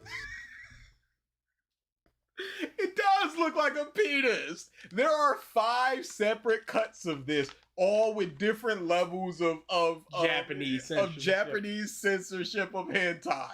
There are 5 separate ones. This one was the best in my opinion. But this is just a joke where I was just like, whatever. And this ties into that earlier where I just go, what is she gonna have on her button? A musical note and ear? And I just bust out laughing because that wasn't planned. Because I was just like, that's just so ridiculous. And I was just like, put an ear on that. And same thing with the pasta fazool. I was just like, did I say it like that? But leave it in, it's fine. I put too much stack on that. Too much stack. Pasta fazool. Nobody would call him pasta fazool. Nobody call him pasta fazool. I was like, what? Did I say it like that? Favorite parts, costumes. The Robin part with the sandwiches. I'm so happy I thought about that. Because that was just me going, I need to talk about somebody's favorite food. And I talk about One Piece quite a lot. Yeah. Probably a little bit too much. Who cares? Whatever. It's fine. You're going to do what you're going to do. You're going to do what you're going to do. But I saw that. I just went, her favorite. And as soon as I saw that, I just went, sandwiches are kind of kiddie, but coffee's kind of adult-like. And then I just went,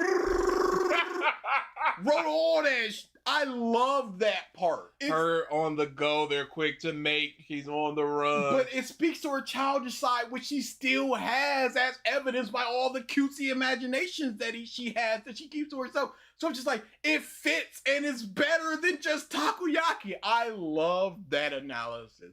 And that's like third draft type of thing. Mm-hmm. Where as soon as I thought about that, I was like, I need a comparison. I just remember One Piece has, and I was probably going to go for Frankie with like America stuff. He's big, he's boisterous, he's America coded. Surfer dude. Then I saw her and I was just like, oh no, that makes sense. That super makes sense. And then I had to I left change and was like, yeah, I'm overthinking it. Shut up. But it makes sense.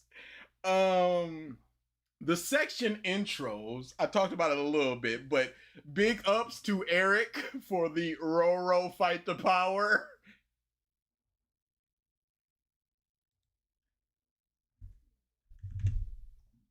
It would make the world feel more fleshed out and real. Clearly this is what Hori was going for, but he was just a little ill-equipped to handle it in the pages of his Punch manga, especially this late in the game. Roro Fight the Power! Bro, fight the power. It works so well. And it just comes so nicely at the end of that. It's just black and then it just comes in row.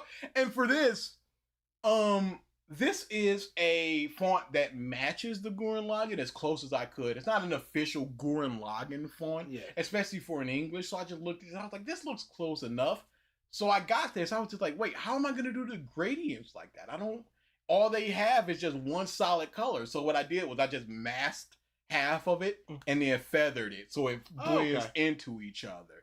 So that's how you get the... Yeah, you can do that in Photoshop fairly easily, gradients. But like you said, I'm not gonna... I have Vegas, so I was doing that. So yes, that is a good idea. So this was the idea, which ties into earlier when I go, Spinner rallies the mob to fight the power. So that's when I was just like, if I'm doing intros, I need to have a fight the power to tie back into that. Nobody's going to notice that, but I'm going to notice that. And this video is for me, so that's all I really care about. Speaking of, are there any small details that haven't been noticed that you really wanted to plenty. So many. Most of the jokes, like I said, nobody's going to be like, hey, this joke and blah, blah, blah is going to be funny. I'm sure people noticed it, but they haven't called it out. This Pokemon one, I'll get back to that, but the Pokemon one, I don't care. Eric, you did a good job. The Pokemon was my favorite. Riolu, I choose you! Yeah! Go, artillery! It took 2 hours to mask out that energy. 2 hours. Artillery! 2 hours to mask all that out. It's a lot of moving parts. Oh yeah. Oh yeah. Oh yeah. Oh, it was. I missed some stuff. Oh no. Oh yeah, a couple frames. A frame, yeah. And then there's a frame here and a frame there. Yeah. That's crazy. Still love it. Who cares? It still works super well. That font, I was just like, can I find an octopus font? All the fonts fit into them in some kind of way. Spinner's is kind of jagged and just kind of messy. His is octopus thing. Coda's is it's like some animal print that I found. I was like, oh, this is nice. Almost done. Shoji, first we should... That dog suggestively wagging his butt like that. Come here, dog. I like comes Dex. here. I like Dex. Yeah, see? Oh yeah, you see the little animal, the little dogs inside of it.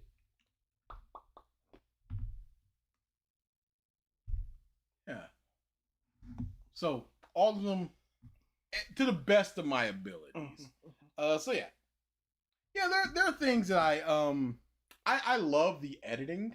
A couple people have talked about the editing, but we're editors. Yeah, we're editors. So yeah, there's plenty of things that people have missed. But for the most part, people are just going, hey, good points. And I think that's what I really, really care about. What are 3 things you two have the biggest problem with in My Hero Academia? Lack of characterization for a lot of the main cast and the Class 1A. The lack of school and that's what I talked about here.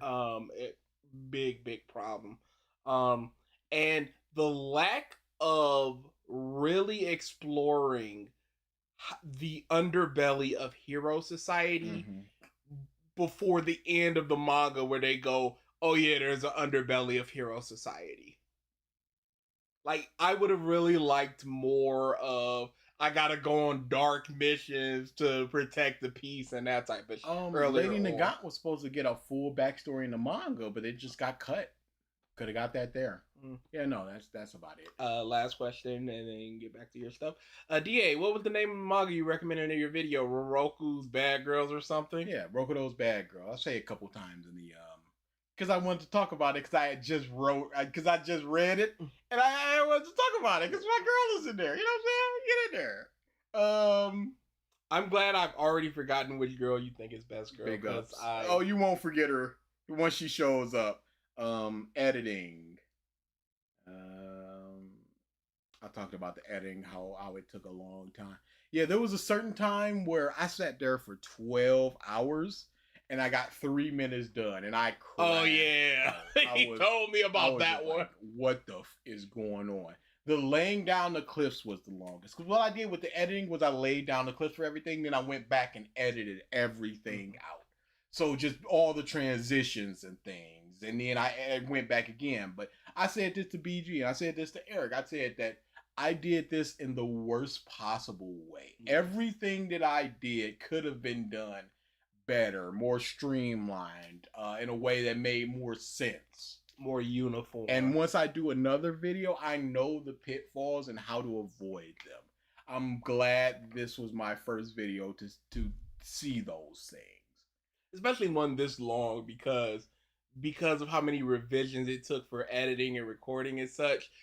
You got to get a lot of those techniques and in your voice out, as opposed to if they were like 10, 14-minute videos. It might take till video 7 for you to recognize those there things. was a clear evolution, because as I was editing, as I'm going through the editing pass, I was doing things later that I wasn't doing earlier. And there were certain things I was doing earlier that I was just like, I'm not going to do that anymore. So there was like this pop out thing that I was doing. I was like, doesn't really make sense. But there are things, a lot of things where it was much later into the thing where I started darkening panels where this is the focus the first time that I did that was the, look up Two Loudmouths. Saying, yas, queen. Loudmouth, yeah.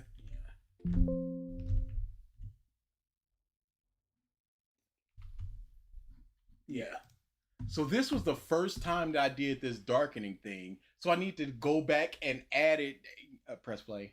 On him because we've got Two Loudmouths, Froppy, whom we've already gotten a good taste of her personality, and she's generally well liked. Shinzo, who gets a lot. Because originally I just laid this down and I was just like, I should highlight, because I was like, Two Loudmouths. The other team does have Loudmouths, but I do talk about them later. So I was just like, I need to highlight them. A lot of this was just like, how do I do this? Like the manga panels flipping up and flipping from the side. I was just like, how do I do this? Look up a tutorial, like, it can be done. Is this good? Yeah, cool. And that's just another transition, because there was a lot of this thing with the editing. I was just like, I don't want to overload people with too many different transitions. So throughout this, I just have like maybe 6 different transitions, sliding in from the side, sliding in from the top, from the side, from the bottom, fading in, fading out. There's just a couple of small transition that doesn't, because there's people that do like big wipes and they'll dissolve and things like that. I'm like, I don't want to do something like that. I just wanted to keep it simple but still be like, this is stylized. So that was a big thing in the editing as well. Costumes, original, why are you here? AFO's plans. Yeah, I went into AFO's plans quite a lot because none of them made sense. And that, as I was just thinking about them and writing them more, I was just like, yeah, none of this makes sense. Just going into, and yet it almost worked. Just him going into, either he knew that Spinner would be brain blast and he didn't do anything about that, or he didn't know and it doesn't make sense that he doesn't know. So let's explore both of those options, and neither of them make sense. So now what are we gonna do? Shoji's parents, yeah, like I said, that was a part where I just went, I'm very happy with this section because it's just one of those things where this is just one panel. You're not supposed to look at it for too long, but then once you look at it for a long time, there's a lot going on, but none of them really make sense. Synopsis, the fight, the eye section. The eye section was actually longer. If you go, let's go to the original script, because there are things that I cut from the eye section. If you look, let's see, because there's some things that are here that where you see pictures where I just put in pictures where I'm just like, hey, let's put in these pictures. And I'll remember them later. Yeah, so I had a lot more to talk about eyes. Different eye expressions. This was a gif of how the eyes start sparkling and this and this. And I had a lot more with the eyes, but I just went, it's going too long. And then I just went, oh, wait, one more thing on the eyes. And I just go into another section of the eyes. And then I had to, at the end of it, go, the reason why I spent so long on the eyes is because this is the first thing that we're seeing about them. And it shows their mentality. So why would he do that? So I think that allowed me to have such a long section on the eyes.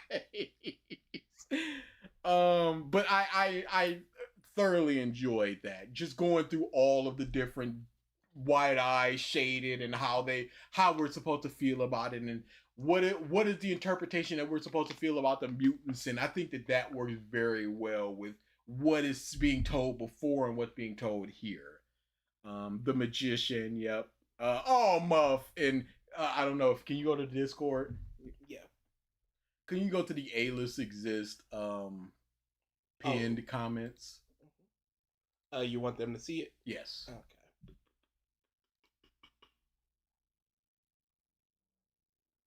Let's see if because sometimes I just gotta re-add Discord again.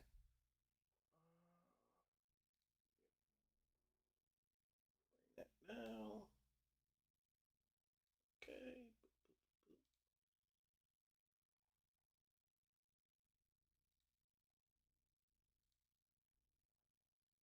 Demon Elf, you piece of DA Devil stocks Elf. going down.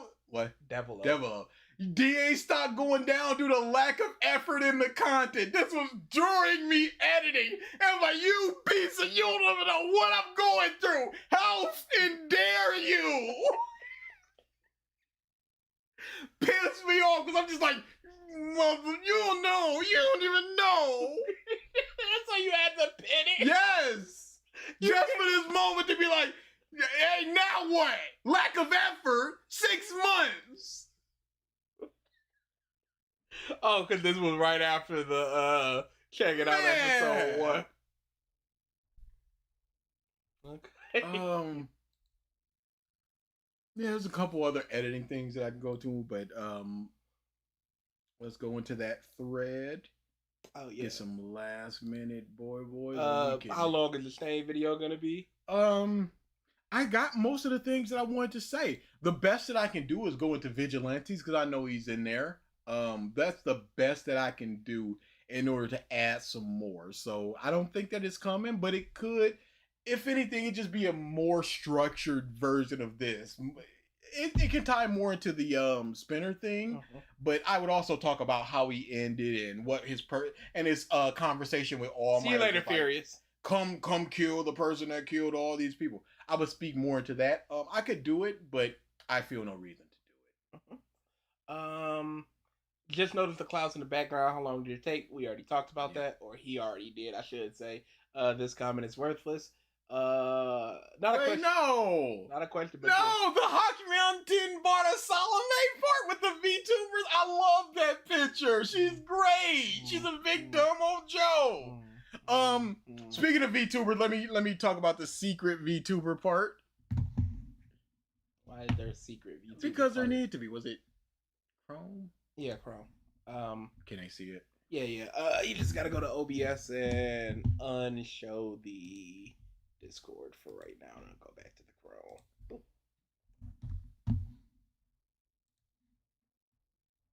You look up iconic. Ugh. That was always the end of the video. Iconic.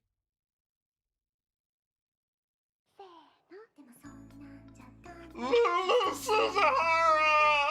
Hooray! Hooray! His car is named Lulu, by the way. Yeah, it y'all. is. Press play.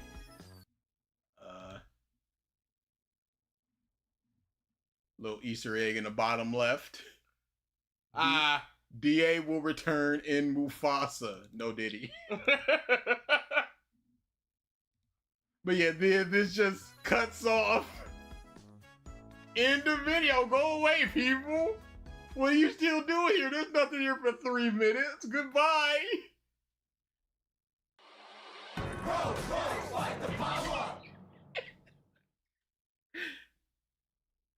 This was literally 7 hours so check this into out. editing that I found this. I was editing, and I'm looking for a certain clip.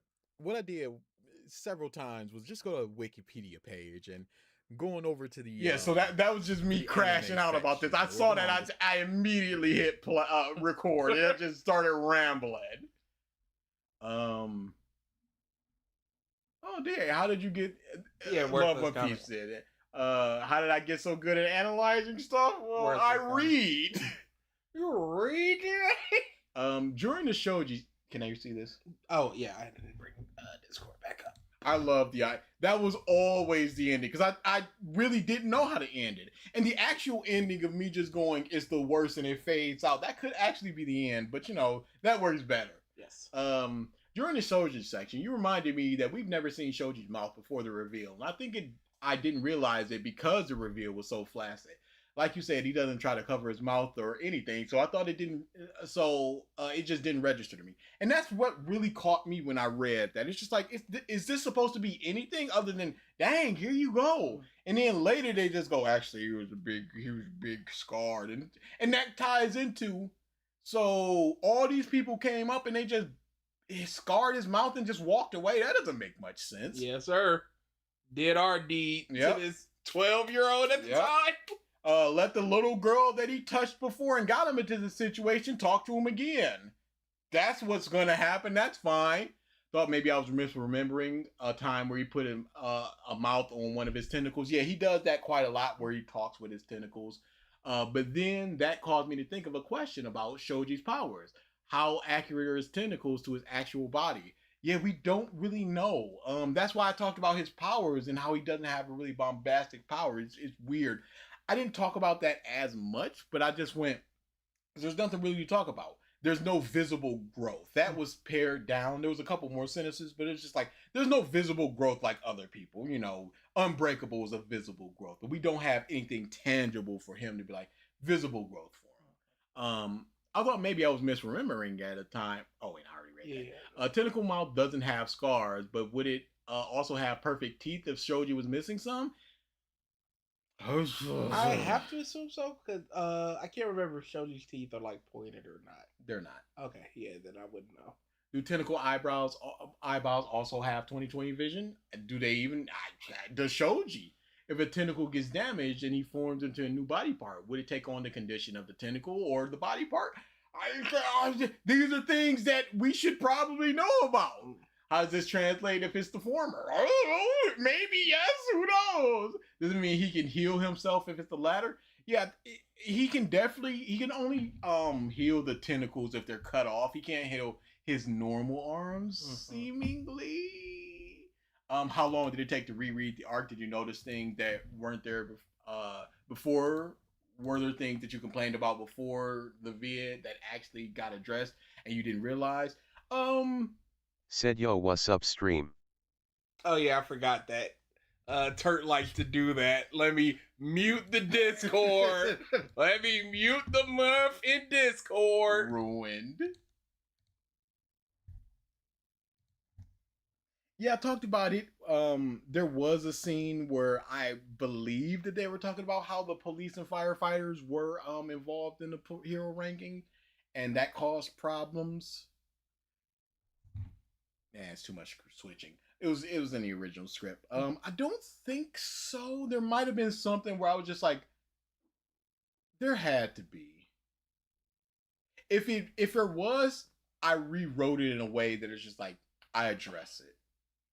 And if it was memorable enough, you would remember. Yeah, because there were times where I would reread things. Because the Coda's Dream section of just like, hey, making everybody smile, that's tied to being a hero in my books. That came from me just scrolling through that looking for Jiro stuff. And he said that to Jiro. I was just like, wait a second. And I was just like, okay, now I gotta write this. And that ties into just like, how does he address this? How does he express this? Somebody like Deku, he expresses it by copying All Might, something that he needs to grow past. What is Coda? He just wants to make people smile. See the difference? That's just like, okay, without me just scrolling through that, I wouldn't have had that. So I like that part. Pretty sure it was two genocide. Shut up! Genocide Shut up! It's fine. This might have gone into nitpick territory or not have been relevant, but did you consider comparisons that made it that could be made to like mutants in Marvel? Or alternatively, did you consider having a longer section about the mutant racism in My Hero Academia? Seems to be purely based on visuals. So, as far as the Marvel is concerned, I'm not knowledgeable enough in the Marvel to talk about that. That was one of my biggest things of just like, if it takes more than 5 minutes of researching, I'm not doing it. This just needs to be on me. This is layman stuff, which is just like the Emmett Till stuff. That section was slightly rewritten based upon me further researching and seeing what the consensus is that happened. So yeah, I didn't want to do that because certain runs, you know, the 60s mutants, X-Men, the 90s, the 2000s, they're all sort of different. So I didn't want to be like, hey, this is like this.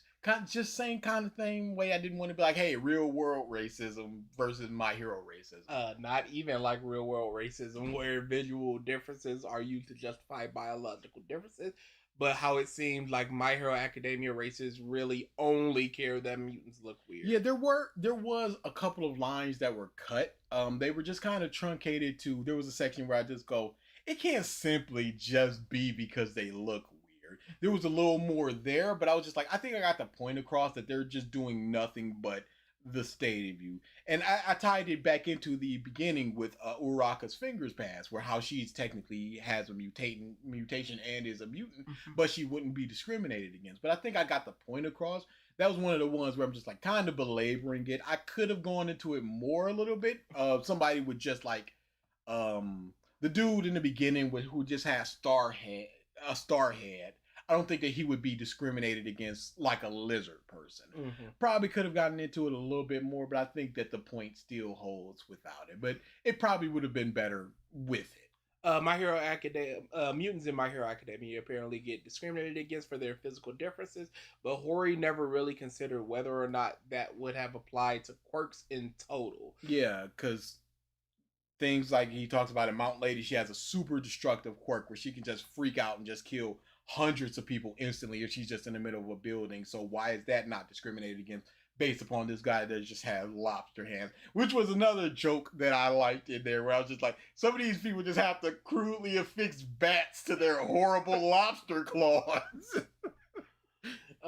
Say what you will about whether or not it makes sense in Marvel, but mutants get discriminated against purely for having the X gene, even if you can't see it or their powers suck. In My Hero Academia, why are mutants considered separate from people with any quirk?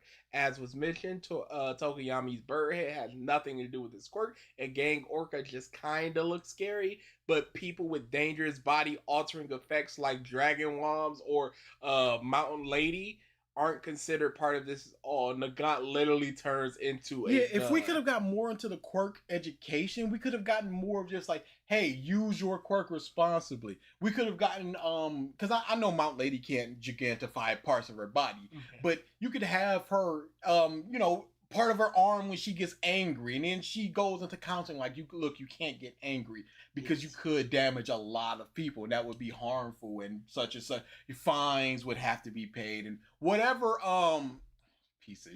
whatever would have to happen in order to be like, hey, don't do this.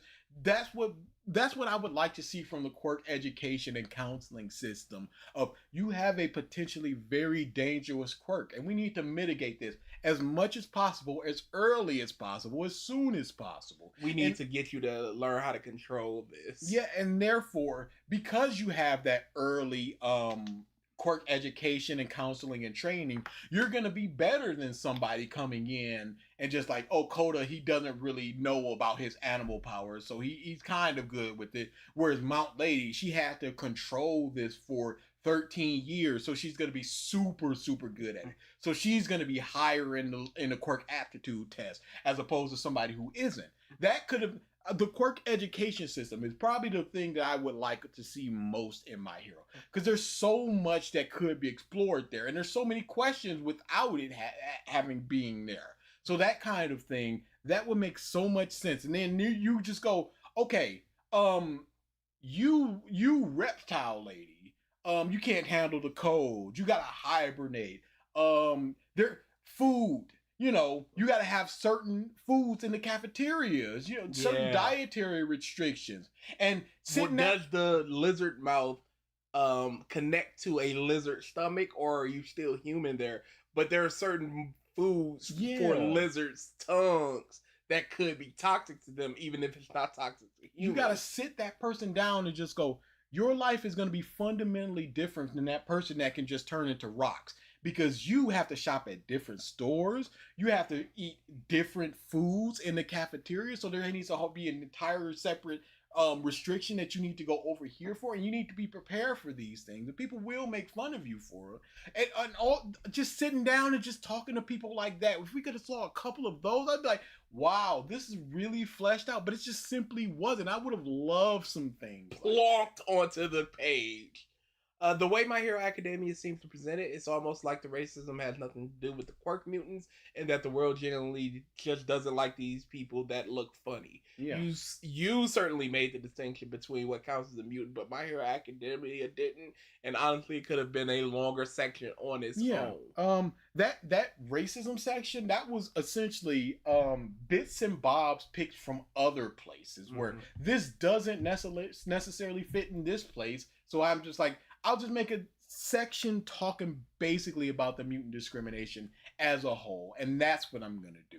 So that was just sort of bits and bobs placed from other, pulled from other places where it's like, this doesn't really have a place, so it's gonna be here, and it's a good place to talk about that all in one section. So yeah, it could have definitely been longer, but there's really nothing, like Centipede Man said, he just pulled off the mask and was just like, oh, we didn't like the look of you. And it's like, that seems to be all that it is. Not the benefit that somebody like Shoji could offer to the village. It's just a small village.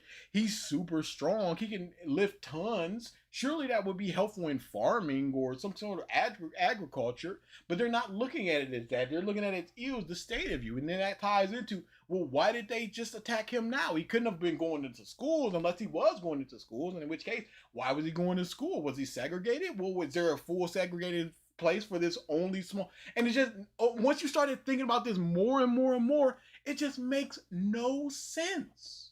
None of it. Would Mina count as a mutant? Mina 100% counts as a mutant. Like based upon what I said, which I think that I struggled a little bit with that part as well. It didn't flow as well because I was just like, what is a mutant? And then I had to think about this, like, okay, Tokiyami, it doesn't affect his quirk at all. So is it and I just settled on your quirk affects your how you look in some way that cannot be turned off. Now, also based upon when I think it was like chapter 14 or so, when all the people come out of that, all the villains come out of the portal. Eraserhead is erasing people's quirks, and then one big rock dude is like, yeah, what about us heteromorph types? You can't erase us, and that fed into it. It was just like, okay, so they can't be taken away. So the heteromorph types, they have something that affects them that cannot be taken away, that cannot be turned off, and that's how that tied into that. So that one I had to think about, just like what constitutes it, and then that was just me really getting the questions. I was just like, it doesn't seem fair to call her or Uraraka a mutant and Bondo a mutant. Mutations can be anything, Lego head and tape elbows. It's so wide varying that there should be categories and distinctions, but there's not. So I'm just putting this out body here. mutation versus appendage mutation. There should be something, but the story isn't doing it. So, but for the sake of the audience, here's what I mean when I say mutation. It's something that can't be turned off. What is Spinner cold-blooded like a mutant, or is he warm-blooded like a human? And those are questions that we could have, because there is a scene where Froppy, it's winter, and Uraraka's like, hey, shut the door. Froppy's suffering over here, and that's because she's a frog and they can't handle cold. So that affects her based upon her frog physiology. So there are things like that. And then, like I said with the butterfly lady, it's like, oh, she's gonna die in a month and a half. Is her lifespan shortened because she is a butterfly? I don't know. But I did actually have to research a lot of butterflies to that point, like I said in the video. But yeah, those types of things, we could really, really go into it, because there are basically legitimate animal people roaming around, and it does affect them physiology. And we're not even talking about breeding and things like that, with heat cycles with cats and dogs and frogs and things like that. Are we talking about mating seasons, things like that? They would need to be sat down and talked about. Do they have animalistic frog-like instincts? Or is it just the physiology of a frog? The dog police officer, is he more hostile to like a cat police officer? Or is it just like, nope, I've learned to hone that down? Or is it just never there? There's so much here, but all they do is just like, ew!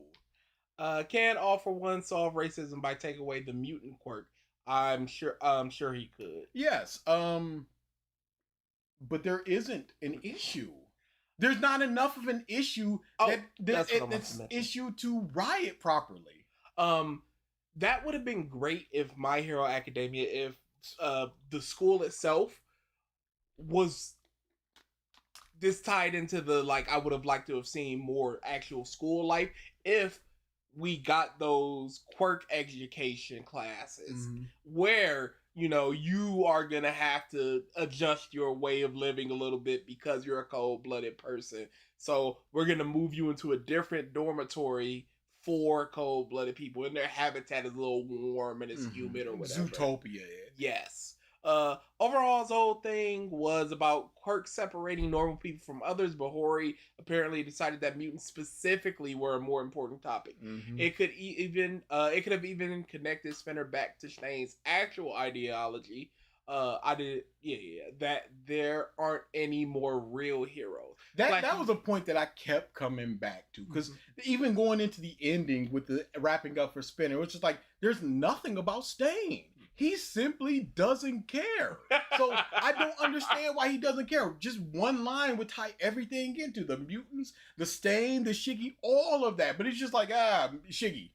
Flashy superheroes have not only taken over people who just want to do good, but have also taken over normal heroic jobs like law enforcement, surgeons, and firefighters. A riot led by a bunch of people without quirks might have actually been interesting, because it would have been a bunch of people who justifiably feel put down by society.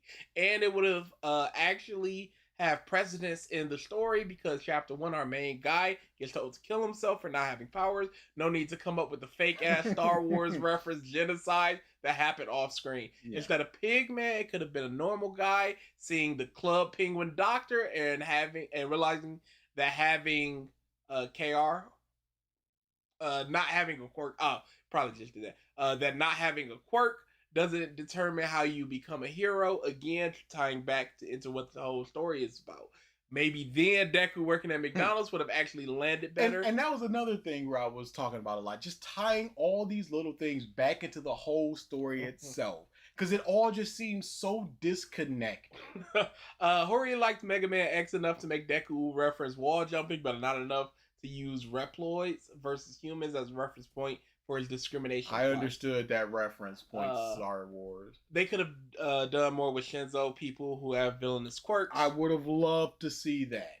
It seemed like that's what he wanted to do with Toga, but then she's just crazy and licking bird and all that we see is her going, hey, be normal. Yes. And that's just not enough. They know that's not enough in our world. When a kid's killing animals, they don't just go, hey, the state of you. They actually try to stop you in some way. They try to get to the core of what's wrong. It's super nitpick, but do heteromorph quirks manifest instantly, or does it develop a little after the child is born? Oops, went off of that thread. After the child is born, if I'm a normal lady but have the recessive gene for horns, when my kid come out of the womb slicing. Yeah, I talked about this where they talked about Shoji tricking them. Oh, if in fact that was Shoji that they were yelling about. So his quirk would either have to have manifested in kindergarten, or he was wearing a big coat. So we don't know. I don't know if Froppy came out as a tadpole. I simply don't know. Said this before, but some of the Woms, like Miracle and Froppy are mutants, but have normal bodies, just animal bits, and Gang Orca is an entire orca. How does that work? Both of Froppy's parents are frogs. Wouldn't she be more of a frog? Dude, if a frog and a cat got together and they made it enough times, I know sometimes it'd be a frog, sometimes it'd be a cat, but would there be a combination one time? If Froppy and Froppy and Bakugo got together, would it be an exploding frog quirk? Which ties into this question: would some couples be unable to reproduce because the quirk animal is incompatible with another animal quirk? So many. When you introduce a world like this, and there's so many questions, and there's so many different species and races, and all of these quirks intermingling with each other, you need to explain these things, because otherwise I'm sitting here just going, what about this? What about this? And then you got people going, oh, the world building is good. It's good if you don't think about these things. It's good if you just accept quirk counseling, moving on. It's good if you accept hot and cold, make a hot and cold baby. It's good if you accept these things, but the second that you think more and more about it, it just falls completely apart. Do you think mutants could have been attacked by people for looking like Nomu? I think so. I think if they're just being attacked by looking like just a normal pig, if you got your brain At sticking all out, and you just 5424 black says, guy. if a frog and a cat made babies, would one of them be a fat? We may never know. A fat. Come on now, we're better than this. I've seen some of My Hero Academia fic writers try to implement the mutant discrimination more organically into their stories. Yeah, I tried to as well. It's easy to do that with little tiny moments. Hate Ruby. Ruby sucks, but just having little signs of no faunas allowed, that says that this is just a normal accepted thing. All we would have just needed was no heteromorphs. No, nothing's being made of it. All you would need is going into the mall and Shoji going, I can't go into that store. I can't go into that store, or there's nothing in there that would fit me. There's nothing in there tailored for me. Him going, you guys have to spend $20 on a shirt. I need to get mine specially made, $60. Going up to the counter and going, do you have any heteromorph shirts? And they making a face or something. Heteromorph approved No, we brands. we don't. Dang, what was I? There's a specific word I was looking. We don't cater to your kind here. Mina going, I can't get too excited or I'll eat through my clothes. Things like that. When I was going through all the dreams in the My Hero Academia : Your Next : The Secrets of Dumbledore. That was just another joke where I just kept adding colons.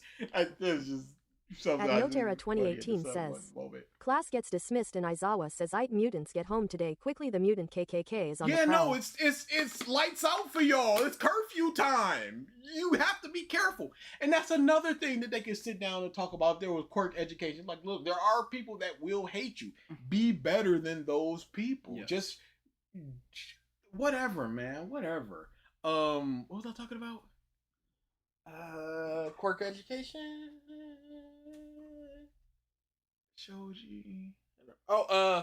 Going to the mall. Yeah. Oh, with the dreams thing. Yeah. I had a line about that because I, of course, analyze a lot more people's dreams, and then I cut that for time. But Invisible Girl was visible and trying on clothes, so I was just like, okay. So she laments the fact that she cannot. All she sees when she looks in the mirror is a floating dress. She can't be like, I look good in this. This matches my skin tone. So that's her dream to have that. Whereas Momo wants tea and they want girls. It's like some of them are just like really kind of tragic, and other ones just like, yes, it's a joke, but really you could just have like Mineta like being taller and just something. Just not a joke. Jokes are fine, but when you're doing something that's just a pure-hearted dream, it can't just be auga. At Norable says, would All Might have given one for all to a mutant? I don't see why he wouldn't. Yeah, I don't think he necessarily cares. He would have hit them Hitchcock birds as much as he hit Muff and tail attack or whatever he said. And I talked about the awakening, but I love that part where it's just like, we don't. If it is more birds, show that it's more birds by doing this. If it's further birds, show they did none of that. So all he's doing is summoning more, less, or an equal number of birds from a certain distance. Something like that. It's just Please clap. If somebody were to revisit that, what could you say about that? They didn't show anything that says his limit is this. All they saying is he's breaking his limit, so it's further. That's all. And okay, yeah. Speaking back to what Turt said, was there anything that you went back and saw? I added a single line about him getting his mask ripped off because I didn't notice that the first time.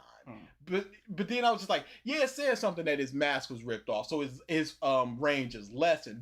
And then I immediately countered it like, we don't know what the range is with the mask, so it doesn't matter that his range is lessened. Something like that. It's just like, it's not explained enough to make this evolution feel so. And that was most of his section. It was like, this evolution simply does not feel warranted, because that was basically all that he did. Oh, another part that I really liked was, hey, they shouldn't be here.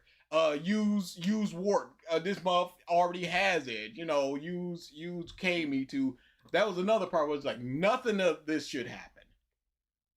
We wrapping up? Yeah, I guess we're wrapping up. Right, man.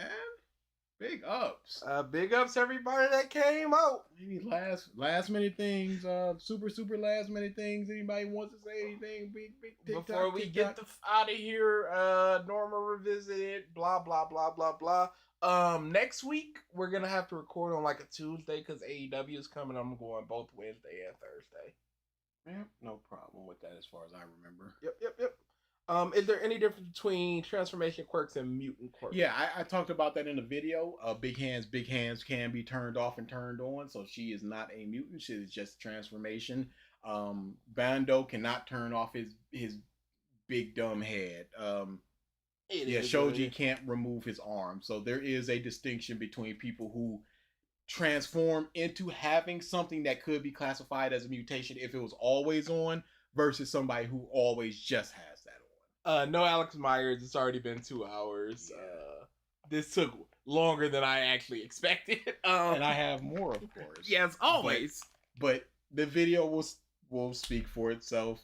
Maybe in a few weeks we'll do a live stream for the Alex Meyer thing. Yeah, who knows? There's no need to apologize. Yeah, no. It's you said what you said, and that's what you thought. You do you. You know, I'm not gonna. If I was mad, I'd be like, block, get out of here. People need to understand we don't really get offended by comments. So any like slight you feel from us or any annoyance or stuff, sure, it may be an annoyance, but we're not gonna be like, oh, what a terrible person or anything. We're not like, we're gonna make the comment, we're gonna talk about it, and then we're gonna move the forward. Yeah, I just know that my points are solid, and when people come up and just like, your points are not solid, it's just like, okay, so let me explain exactly why my points are rock solid. and that's all I did, because like I said, I spent so much time doing it. This was daily, every single day. I need people to really understand. There was not a single day that I was not working on this video for 6 straight months. Yes, every single day. So on the weekends, full days, days off, full days. He was taking days off of work. Yes, to further work on this video. After work, I was doing 4 hours, just getting this done, just chipping away at this video, minute by minute. At a certain point, editing was 1 hour of time in the real world was 1 minute of edited clips that I had. That's what I was doing at one point. It got faster. A lot of the anime clips that I just lay down, that saves some time because that's just 30 seconds of anime. I just need to make sure it's cool, and it is cool, so we move on. But for the most part, if I'm finding clips, if I'm editing things, it would be 1 minute would equal 1 hour of actual editing and things. And that's just for the clips. If it was for the audio, I would need to make sure it all lined up. And so it was just every single day. And for people to come in and just go, hey, you're wrong, I would love for them to explain exactly how I'm wrong and for them to be right about how I'm wrong. Because I'm purely open to having my mind change and having be like, hey, you forgot about this thing. Or getting further information and going, okay, that has changed what I've thought about this thing. Because when I started talking about Stain, I just went, okay, let me reread everything about Stain, every single thing, just so I don't forget anything, just so I'm not overlooking anything, just so I can talk about everything with Stain. Okay, got everything. Does he talk about anything about All Might's commodification? No, he does not. And then I go on to there, and then I read his conversation with All Might. I read everything with Stain. I was just like, okay, I got a good grasp on it. I could have started reading Vigilantes, but that was the whole thing with the Kurogiri thing, which is like, I shouldn't have to read Vigilantes in order to properly critique My Hero Academia. So I'm not going to, and my points are going to stand. How many months? It was so many. It was 6 months. It started the actual nose to the grindstone writing of it started in February. And that was me writing through all of February. And again, it was supposed to be the April Fool's video. The before I did that nose to the grindstone writing, the script was around 20,000 words, and then it ballooned up to 45,000 words, and that's without the other section of things that needed to be added later. Yes, I'd be like, "How's it going?" And he'd be like, I added 2,200 words. Yeah, no, yeah. And that's what it was. It was me sitting there thinking, yeah. And me going sentence by sentence going, I didn't talk about this enough. I didn't explain myself enough here. Type. And then that would lead to other things that would happen later. So I would just type that later, just like, hey, off to the sides, talk about this later. And it would just balloon and grow and grow and grow and grow. And that's how the writing was. And then once the writing stopped, it was just like, okay, editing time. And then the editing came, it's like, okay, this is a grind, because I was calculating it because I started it in March, the editing in March. I was calculating it based upon what I did for the Triggered video, which was 3 days. 1 day was writing, 1 day was recording, 1 day was editing. So I just went, there you go. It's gonna be a breeze. It's gonna be a breeze. It's gonna be easy like that. So I'll definitely have this done by May 1st. And then that first editing session, April 1st. And then that first editing session, when I got 2 minutes done, I was went, ooh, ooh, I don't know about this one, Chief. And then the re-recording of audio. I need to release some of that first recording because it is terrible. Y'all don't know how bad that is. And it was acceptable. And I was just like, yep, this is good. Got it all. Let's start editing. And I was like, no, this is not. There might be a behind the scenes video where it's minimal editing and it's just like, here's an audio section. Here's the longer part of the design stuff. I'm not gonna edit it heavy. There's the blah blah blah. When I needed to redo the audio, I need to make sure all the scenes matched and everything. So I rendered out like an hour and a half of what it was. Then I removed the audio and then replaced the audio with the new audio and then made it match up. So I do have like completely edited bad audio DA. There you go. I have it completely edited, but it's just really bad audio. I could absolutely release that, but I don't want to because it's really bad. Hey, but I'll probably show some of the live action and some of that because it's a guy who's probably never actually dealt with real discrimination probably doesn't have the best grip on how to write it in this setting or in his setting. It's hard to say. It's hard to say that because you can absolutely write it if you're just good enough at writing it. It's just you look like a dumb crab person and I don't like you because of that. And then you have a conversation about the genocides and what led up to that and what changed from that, because that was another part of my thing. It was just like genocides happened and then things got better. It's like, what's that middle part? What's the education that they went through where it's just like crab person cool? And then that ties into just like all it would have taken was some of the sidekick missions. We showcase those. Easy. A kid gets saved and the parent hurries it away, like, get away from my child. Frame 1 of Detroit Become Human. Don't let that thing save my daughter. Establish. Yes. Trash game. Some people I that think are FMA just lady did against fallen the really robots. well. I doubt her family got blown up by Magic King Von. Yeah, Full Metal. That is a show that I recognize and I am a fan of, and big up. It is a terrible game. Love it to death. Love it with all my heart. Horrible game. But they were able to do this. Yes. So I think it can be done. It's just... Especially since David Cage is like, there's no parallels to the real world. There's no real racism going on here. But Deku just having that blank face, again, that was one of the last things that I wrote because that was me looking frame by frame. I was like, Deku, what you doing? The homie is talking about him getting almost killed and that's all you got for him? And then that ties into him and Aoyama, you can become a hero. He said that to him. Where for Shoji, he had one panel and pissed off. And Ida couldn't even show up. Where was he? Yep. All right. I think that's it. Thank y'all for coming. Thank y'all for watching the video and thinking that it's the best anime analysis video of all time. People have said that. It's not just me saying that. Many people are saying it. You know, I don't speak for the people. Big ups for recognizing that reference. Yeah, but no, it was no matter what. Outside, the worst part of it was the recording. I barely had fun with the recordings. Jesus. It was so much stressing of record, listen, slur, re-record, just all of that. And just like, did I get the tone right? It's good clips aren't available anymore. Slur. Record, listen, slur. But yeah, no, that was not fun. The writing, if somebody would just toss me a couple $100 and was just like, write, I could do that. I found the writing was so much fun. Yes, there is a big thing in the writing community where you stop trying to edit your first chapter to that being perfect and then moving on.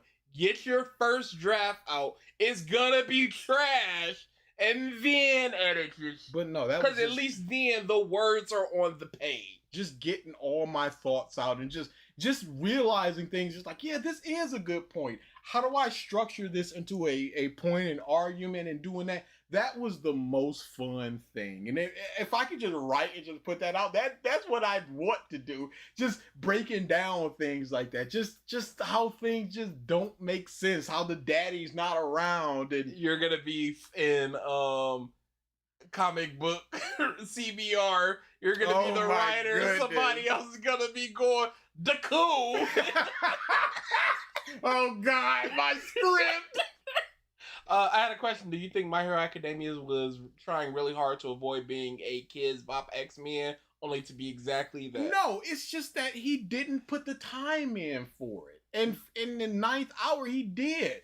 It could have just been, because it seemingly was in the earlier stuff, just small background water towns. It wasn't a systematic thing. It was just Spinner getting, oh, you're a mutant, ew. That doesn't mean that it's a systematic thing. It just means that it's that. He turned it into just a couple people being like, ew, into a systematic thing. And then once it becomes a systematic thing, we need to talk about legislation, governance, laws against mutants. I talked about it, but it's just like, if somebody discriminates against a mutant, what happens? Well, seemingly nothing if Todoroki is calling homeboy a mutt. There's no hate crime law. Yeah, things like that don't make a whole lot of sense when you look at it like that. So I don't think that it wanted to be avoided. I think that he just didn't have the time. And then he went, I did want to talk about this. Because there were times in this video where like, dang, I did want to talk about this. Where can I put this? Mm-hmm. And I found a place to put these things. But when you're going weekly and you got to release, you can't go back and be like, dang, I should have put this in volume 4. Yeah, no, you've already done it. You can't be like, yeah, I did set all this up. No, you didn't. All right. Yeah, no, yeah, the video is the video. And yeah, like really quick, like I said, recording at the bottom, writing at the top, editing is near the middle. It was just more robot edit. Put some days are better than others. Yeah. What can I do for this visual? Oh, I like this editing trick that I learned. Swiping in and then moving out and pushing in. It's just like, yeah, this looks very clean. And things like that, I'm just like, I like how that looks. Things like that, I'm just like, cool.